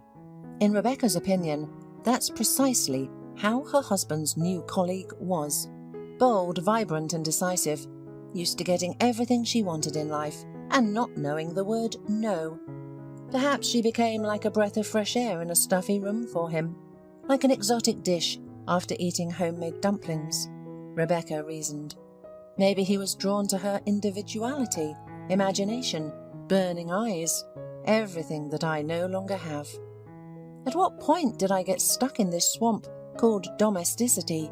I too should have found a hobby, for example, to take up Latin American dances, painting, or at least enroll in a motor school, or learn a language. Maybe then Sean would stop seeing me as a cleaner and nanny, and finally, under the layer of flour, dust and baby powder, he would see personality, individuality. Rebecca blamed herself and waited for Sean, thinking he would return. The woman had already decided for herself, if he came back repentant, she would forgive him. She would not look back. But they would live differently now. She would prove to him that she was better than that other woman. That she could be interesting and not banal too. Whatever she became, as soon as the opportunity arose, she would show him that she was worthy of his attention. If only she had that chance. And so, when Sean unexpectedly called, Rebecca was ready to jump to the ceiling. "We need to talk seriously," he said. "Come home and we'll talk," Rebecca suggested. Sean had promised to come over in the evening after work the next day. Rebecca was preparing carefully for this meeting. She made a layered chicken pie, her husband's favourite, and bought a new dress. She even decided to make a drastic change to her appearance and went to a hair salon, getting a short, fashionable haircut that suited her very well. But Sean didn't pay any attention to the changes in his wife's appearance. He didn't even touch the meal, immediately getting to the point. "I want to tell you that I filed for divorce," he said. Rebecca felt like she had been hit in the head with an axe. At that moment, she felt like a complete idiot, sitting at a festive table in a beautiful dress. The woman realized that there was no going back. The flickering flame of hope for a happy family reunion went out. "That's not all. We also need to discuss something else. I want to sell this house. We can't live together, and we need to figure something out. We'll split the money evenly. Half the money from the sale will go to you, and the other half to me," Sean continued. Rebecca couldn't believe her ears. She couldn't imagine that one day she would have to part with her cosy home, where they brought their daughters from the maternity ward, where they took care of them and raised them, and where every inch and every corner reminded them of their past happiness. "Sean, but I don't want to sell it. This is our family home," protested Rebecca. "What are you talking about? There hasn't been a family or a home for a long time. Stop talking nonsense," Sean retorted. "But our daughters have grown up. They've moved away, and we're strangers to each other." Sean got angry. "Wake up and stop living in the past. I'm starting a new life, and I strongly recommend you do the same. We're getting a divorce. I'm putting the house up for sale, and that's not up for discussion anymore. Be thankful that I'm not throwing you out on the street, since you haven't earned a penny. Everything here is thanks to me and my work. Look around carefully. This sofa, this dining table, wall clocks, chandeliers, and even electrical outlets. There's nothing here that was bought with your money." After closing the door behind Sean, Rebecca burst into tears once again. She didn't expect him to blame her for becoming the kind of wife he had once dreamed of. But she didn't have much time to mourn her bitter fate. She had to think about how to live on, or rather, what to live on. For many years, Sean had supported her, and Rebecca hadn't thought about making ends meet. Retirement was still far away, and she needed to find a job. She didn't want to be a burden to any of her daughters. Her daughters had their own lives and their own problems. One had a mortgage, another had a car loan, and the third was still a student and paying for her own education. Rebecca categorically didn't want to become a burden to any of them. She didn't have much choice, so she decided to return to the confectionery factory where she used to work. So the next day, Rebecca went straight to the personnel department. "I'm sorry, but I can't offer you anything," said the stern woman in glasses. "Why not?" Rebecca was surprised. "You have vacancies, I saw it in the newspaper, and there's even a big announcement on the front door saying that the factory urgently needs professionals, and I'm one of them. I'm a confectioner." "You are professionally unfit," the recruiter said categorically. "What do you mean I'm unfit? You must be confusing me with someone else. I studied at a culinary school. Look, I have a diploma," Rebecca protested. "Well, you could say that you studied in the time of Abraham Lincoln. Do you think everything is the same as it was a quarter century ago? The entire production technology has changed 10 times over the years. You need to be completely retrained from scratch. And who is going to do that? Tell me. We are not a training centre here. We are a factory. Everyone is in their place and busy with their work." Rebecca was on the brink of despair. She never expected such a turn of events. The woman nervously fiddled with the ruffle on her blouse. "So, am I completely useless to you?" Rebecca asked. "Maybe there is some position." The recruiter reluctantly looked into a notebook. "We have a janitor's job. If you want, you can start," she kindly offered. "Thank you, but no," Rebecca said, rejecting her failing benefactor's generous offer. It was not about pride. Rebecca reasoned that she could always get a job as a cleaner. She felt that it was not a way out. Rebecca returned home feeling upset. Another unpleasant surprise awaited her in the mailbox, a summons to court for divorce. It seemed that misfortune followed her at every turn. The woman entered her empty house, collapsed into her favourite armchair, and began to think about what to do. If I can't get a job in my field, maybe change my profession completely, she wondered. Take some courses. For example, become a hairstylist, nail or makeup artist, or maybe even a programmer. Rebecca considered various professions in her head, but rejected each one. None of them were for her. All she knew and what her soul was drawn to was cooking. Her eldest daughter caught her in her thoughts. She came, with her husband and son, to visit her lonely mother. Rebecca was very happy about the unexpected visit from her relatives. Otherwise, she would have been crushed by all these life's setbacks. They all sat down to drink tea with almond cookies that Rebecca had baked the day before. Her daughter unexpectedly suggested an idea. "Mum, I was thinking, what if you worked from home?" "What could I do from home?" Rebecca asked in surprise. "A pastry chef," her daughter replied. "It's elementary.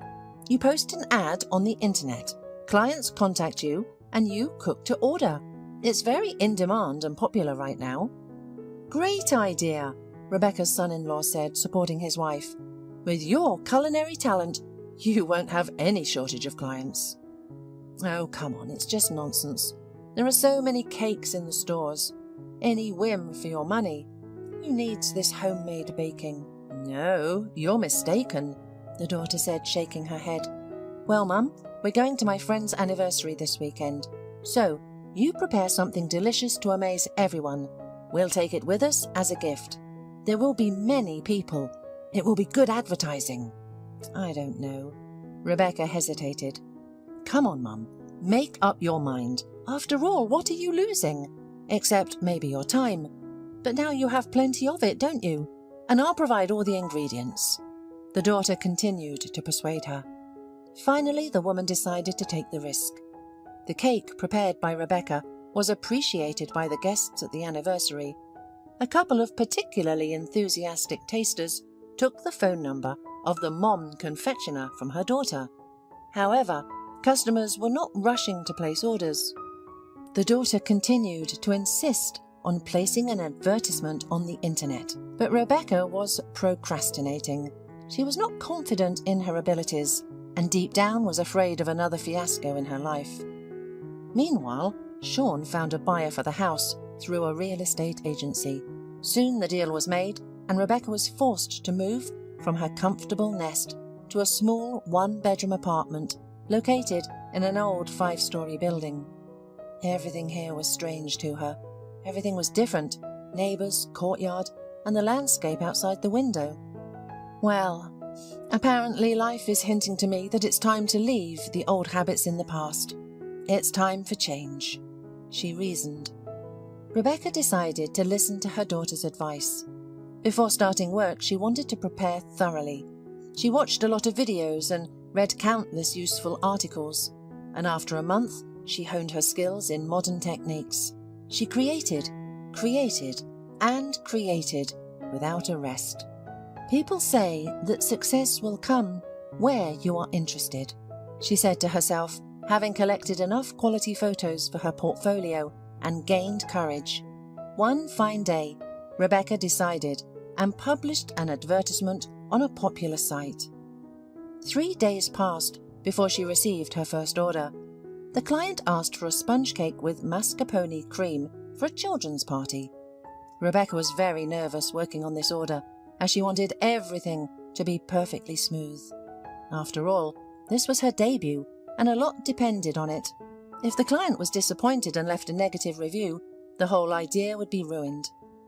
How easy and simple it would be for people if everything in life could be achieved like this, by following a recipe with the right ingredients, she thought, carefully beating the dough. The client was delighted. "Rebecca, your cake literally melted in my mouth. The kids ate everything in a matter of minutes. You're simply a magician. Next time, I'll only come to you for dessert." She gushed with compliments. At first, Rebecca had very few orders, but she didn't waste any time and mastered new recipes. There were many sleepless nights and culinary experiments, and her efforts did not go to waste. Now, even the simplest baked goods, Rebecca could turn into a real confectionery masterpiece. Word of mouth worked wonders, and soon there was no shortage of customers. Rebecca was surprised to find that her hobby could bring not only moral satisfaction, but also income. She wasn't making a lot of money yet, but it was enough for the essentials, and her main job distracted her from sad thoughts. Rebecca no longer had time to be sad about her broken family boat, because her gingerbread, cakes and lemon eclairs required all her attention. Rebecca planned to spend her first Christmas as a divorcee with her children. She prepared for the holiday in advance, bought groceries, but the day before Christmas, her daughters called one after the other and informed her that, unfortunately, they could not come to visit. The elder daughter's child fell ill, the middle one was herself suffering from a high fever and cough, and the youngest daughter's flight was cancelled due to bad weather. Rebecca was certainly very upset. She had prepared so much delicious food and was looking forward to treating her loved ones to all of it.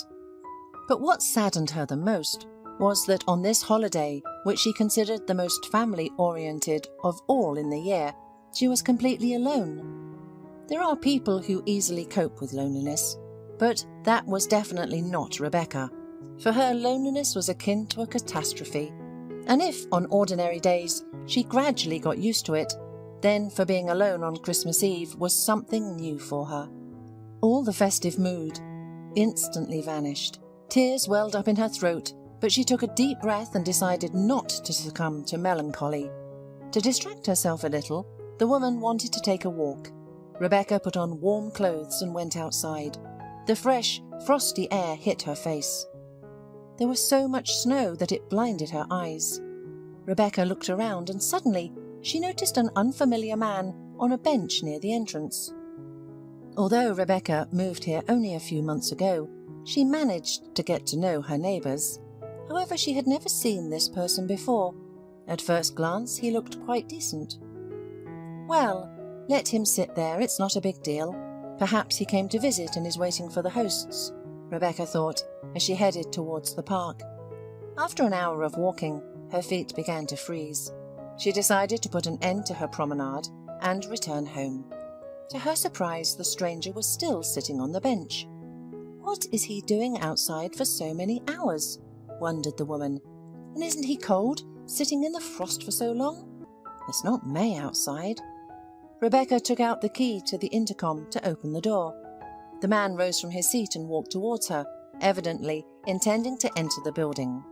Rebecca was cautious and blocked his path, asking, "Which apartment are you from, sir?" The man looked confused and stammered, "Apartment 40. "You're lying. No one lives in 40th, Rebecca replied. The man shamefully lowered his gaze. "I'm sorry, you're right, I lied to you. I just got cold and wanted to warm up a little," he confessed. "I know people like you. They showed it on the news. Last week they warmed up somewhere and then robbed off the whole floor," Rebecca said, but immediately regretted her careless words. The man did not look like a thief at all. On the contrary, he had a very intelligent appearance, a neat beard, a well-groomed moustache. But what touched the woman the most were his eyes, full of sadness. "I'm so cruel I offended a person," thought Rebecca, feeling a pang of conscience. Who knows what sorrow he had, and here I am with my suspicions. "Okay, come in," she said loudly, giving up. "But keep in mind, I remember you well, and if something happens, I can describe it in great detail." "Thank you, but believe me, my photo robot won't need anyone," the stranger assured her. He entered the building and stood next to the radiator, while Rebecca walked up to her second floor and hesitated in front of her front door. She didn't know why, but the image of this stranger flashed before her eyes. So lonely and lost, this completely unfamiliar man reminded her of herself. Rebecca hesitated for a couple of minutes and then went down to the first floor. The man was still standing by the radiator. "Hey, do you want to eat?" she suddenly asked him. The man looked up at her in surprise. "To be honest, I'm starving," he said quietly. "Then come to my place," said Rebecca, and the stranger obediently followed her. As they climbed the stairs, Rebecca scolded herself for dragging the first person she met. And maybe this man just looks decent, but in reality he's a thief. A recidivist. Now he'll hit me on the head and bye-bye. Her mind began to paint her pictures, one more frightening than the next. In the hallway, Rebecca's unexpected guest neatly hung his coat on the hanger and took off his shoes. He looked impeccable, a snow-white starched shirt, trousers with creases. He doesn't look like a criminal, the woman thought. "Let me introduce myself. My name is Peter," the man said, smiling broadly. His smile was so genuine and kind-hearted that Rebecca's heart told her it cannot belong to a bad person, and her heart felt a little lighter. "And I'm Rebecca. Wash your hands, Peter, and come to the kitchen," the hostess briskly commanded. Soon they sat down at the table, and Peter's eyes widened at the variety of treats. "Tell me, Rebecca, why do you cook so much if you live alone? Are you such a gourmet?" he asked. "On what basis do you assume I live alone?" the woman asked, surprised. "Maybe my husband will come home soon." "Oh, unlikely," Peter remarked. "There are only your slippers in the hallway, and there's only one toothbrush in the bathroom." "Wow, you're quite the detective," the woman whistled.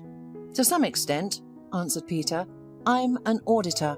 I expose the dirty deeds of others."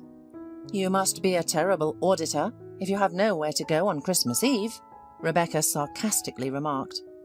"Your assumptions are incorrect, Rebecca. Don't take it the wrong way, but I'm the best auditor in this city. However, unfortunately, even the best sometimes have nowhere to go." "What happened to you? Did you have a fight with your wife and she kicked you out?" the hostess guessed. "Once again, you're wrong. I had a wonderful wife, but she passed away 2 years ago, and our only son recently got married and brought his young wife into the house. Honestly, I'm not a confrontational person, but I can't stand untidiness. I'm used to cleanliness, not only in documents and balance sheets, but also around me. And my daughter-in-law turned out to be so wayward, doing nothing all day but painting her nails and being on the phone. Today, I made a remark to her that it's Christmas, and she could at least clean up for the holiday. She immediately burst into tears and ran to my son, saying, 'Your father is mistreating me. He's a good guy, but he's too easy influenced.' Of course, we had a big argument, and I got offended and left. Then I realized I overreacted. But I have nowhere to go.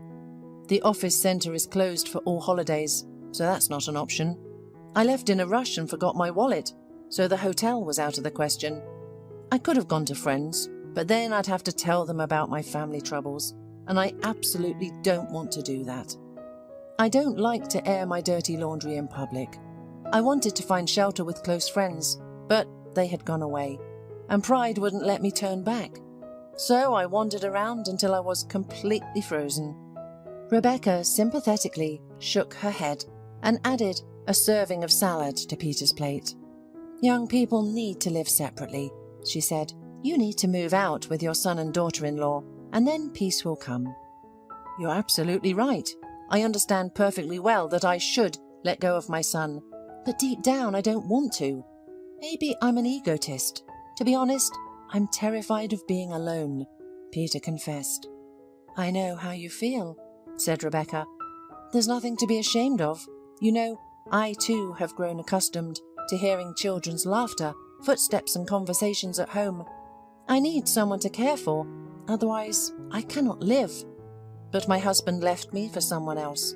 My children have moved away, and now I don't even have anyone to drink tea with. There's nothing but emptiness around me. Lately, I've been thinking about getting a cat for company. At least there would be some living beings nearby. I'm trying to get used to all of this and adapt to the new reality. I need to come to terms with the fact that my daughters have their own lives now, separate from mine, and that I no longer have a husband.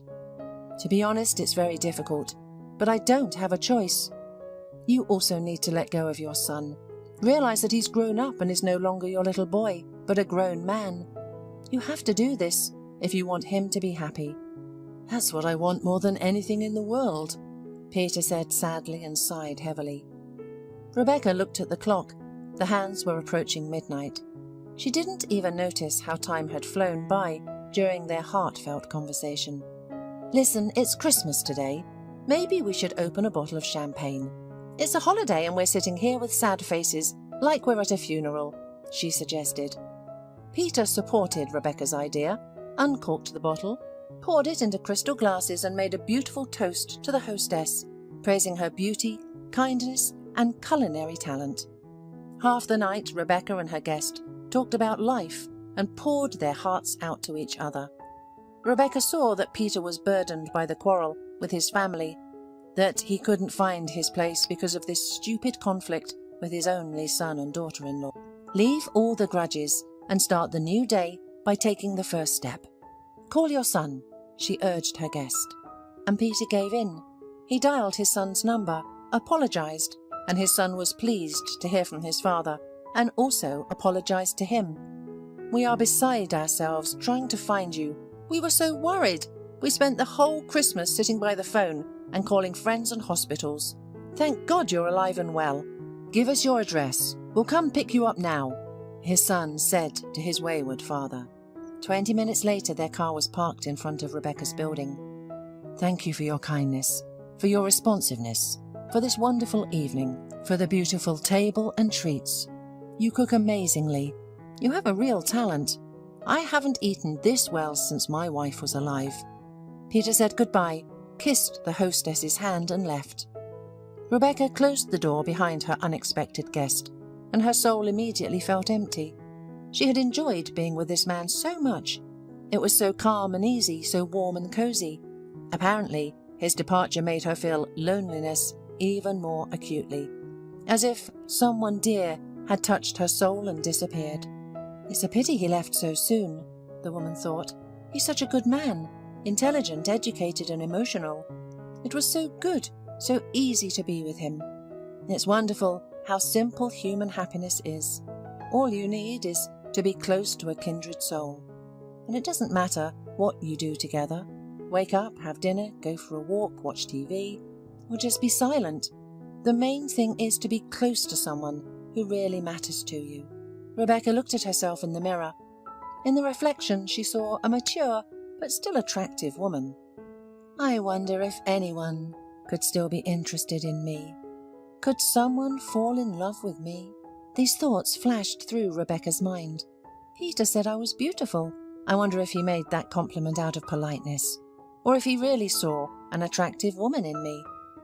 Long-forgotten feelings stirred in her heart.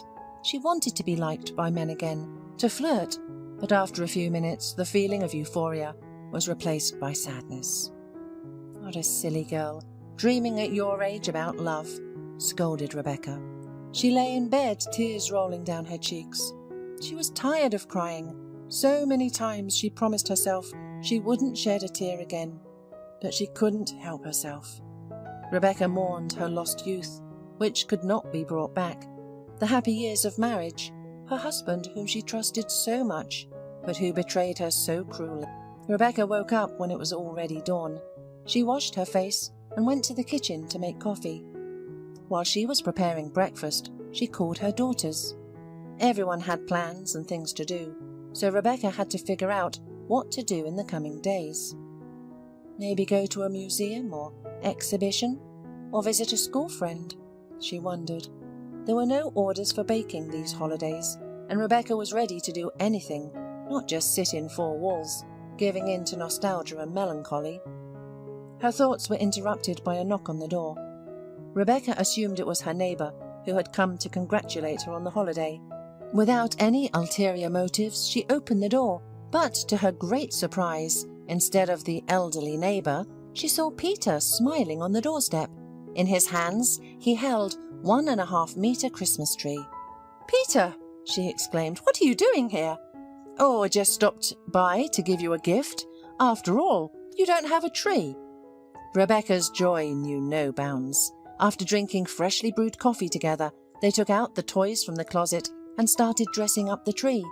This simple activity made both of them feel warm and happy, like in childhood, as if they had received a long-awaited gift. From that day on, Peter and Rebecca began to communicate a lot. Their rapprochement was slow and cautious.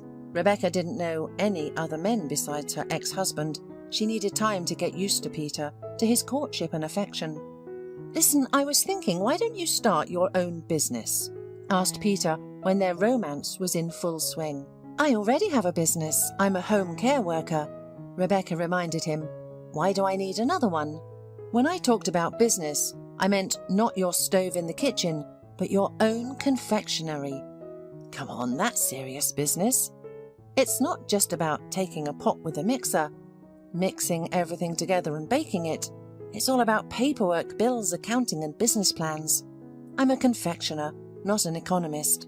I don't understand anything about it," Rebecca admitted. "Well, I'm ready to take care of all the accounting myself," Peter assures Rebecca. "Besides, I have many useful connections that could be helpful for this business. But besides that, we need to find a suitable place, purchase ingredients and equipment. All of this costs a lot of money, and I don't have it," Rebecca admits. "You don't have to, but I do," boasts Peter. "Have you forgotten who you're talking to? I'm the best auditor, and my work is generously paid. I've managed to save up a tidy sum lately, so why let it just sit there?" "Well, Peter, I can't just take your money. It's impossible," protests Rebecca. "Okay. If you don't like that idea, let's become partners," the man suggests with a smile. "But what if it doesn't work out? What if we fail and go bankrupt?" Rebecca worries. "In that case, you'll lose all your savings because of me. I'll never forgive myself for that." "I'm sure our business will be successful. Can't your cakes leave anyone indifferent?" Eventually, Rebecca accepts Peter's daring idea. But before putting it into action, she decides to strengthen her skills. She is no longer satisfied with the knowledge she possesses. She thirsts for development and improvement. Rebecca decides to become one of the best, if not the best, in her field. She enrolls in various culinary masterclasses in her city and beyond. There, she meets interesting recipes and craftsmanship secrets from professionals from all over the world, just as obsessed with pastry as she is. After a year of careful preparation and hard work, Rebecca and Peter open their own pastry shop with freshly baked gingerbread cookies, gingerbread donuts, cakes with various fillings, chocolate muffins, and so on. The pastry shop was still minimal, but Rebecca was terribly proud of her first creation. Things were going up. The pastry shop was extremely popular among the population, and soon Peter suggested to Rebecca to open several more of the same pastry shops in other areas of the city. "I believe that we shouldn't stop at what we've achieved. We need to expand. I suggest organising a whole family network," he said with a smile. "A family network?" The woman was surprised. "Yes," he nodded, "because I want you to become my lawful wife. Say yes to me, and you'll make us the happiest people in the world." "It seems like I have no other choice." "I agree," Rebecca exclaimed joyfully and threw herself into her beloved's arms. This was Rebecca's second marriage, just like Peter. They had planned a quiet registration, but their children insisted on a celebration. The bride and groom had to agree, especially since they could afford to have a lavish party. Preparations for the wedding celebration were in full swing. Peter and Rebecca rented a restaurant, arranged for a questionnaire, hired a host, photographer, and sent invitations to guests. Rebecca didn't want to wear a white dress at her age, so she decided to appear at her party in an elegant sky blue suit that she saw on the cover of a fashion magazine. She found a suitable studio to sew the same one on time. She was coming home from a fitting when her mobile phone vibrated. She thought it was someone calling about a salesperson vacancy for her new confectionery, but to her surprise, she saw her ex-husband's number on the screen. "What do you want?" she asked. "I heard you're now a businesswoman," he said smoothly. "You opened your own pastry shop. Who would have thought that you, a housewife, would become an entrepreneur? Honestly, I'm amazed. I didn't expect that from you. Congratulations." "Thank you," Rebecca replied. "I, too, didn't expect many things, but life changes everything, as you can see." "Unfortunately," Sean remarked. "Why unfortunately?" "Because not all changes make us happy." "You mean you're not happy?" Rebecca clarified. "Yes, exactly. I am deeply unhappy," Sean admitted quietly. "What about your new love? You were so in love with that girl." "We broke up. Or rather, she left me. She used me to advance in the company and left me after achieving her goals and acquiring the necessary connections. So you can gloat about it." "I have no desire to do that. All I can do is sympathize with you," Rebecca replied.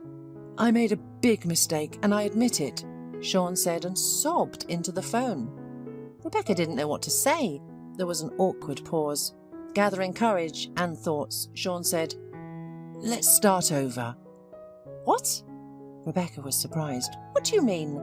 Are you suggesting that we get back together again?" "Why not? After all, we have so much in common. We lived side by side for more than 20 years. You, me, our children and grandchildren. We will all be together again, as one big happy family. Everything will be the same as before."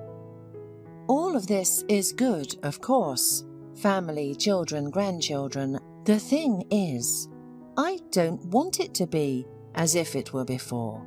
Rebecca interrupted him. "I am pleased with my new life, and I don't want to go back to the past. Every day now is bright, fulfilling, interesting and productive. I feel like a full participant in the game, not sitting on the bench like during our marriage. Remember what you told me when you left. We can't give each other anything anymore." "Well, you know, I entirely agree with you. Our paths have diverged and will never converge again. You wished for me to find someone who would appreciate me. And I am very lucky. I am now with such a man, and I am going to become his wife soon." "You mean you're getting married?" "Don't make me laugh. At your age?" Sean sadly smirked. "I am at a wonderful age. Believe me, it is never too late to be happy," Rebecca replied with a smile. "You're saying all of this just to spite me because you're angry with me. And let's not lie. I apologize for what I have done to you. I made a massive mistake." Rebecca had been waiting for these words for so long. How many times had she imagined this moment of truth in her fantasies? And when it actually happened, she felt no joy or triumph of justice. Absolutely nothing. She simply didn't care. "No, you're wrong," Rebecca replied to Sean. "I'm not angry with you at all. I'm even grateful to you for your treacherous act. If you hadn't left me and forced me out of my comfort zone, I would never have known that there was something more to life than cooking, cleaning, and vacuuming. I lived for many years at your expense, and now I am an independent, self-sufficient woman who doesn't need to ask permission to buy something. I decide for myself how much money to spend and on what, and I really like it. Goodbye." Rebecca pressed the hang-up button and couldn't help but smile. She remembered the little girl on the scooter.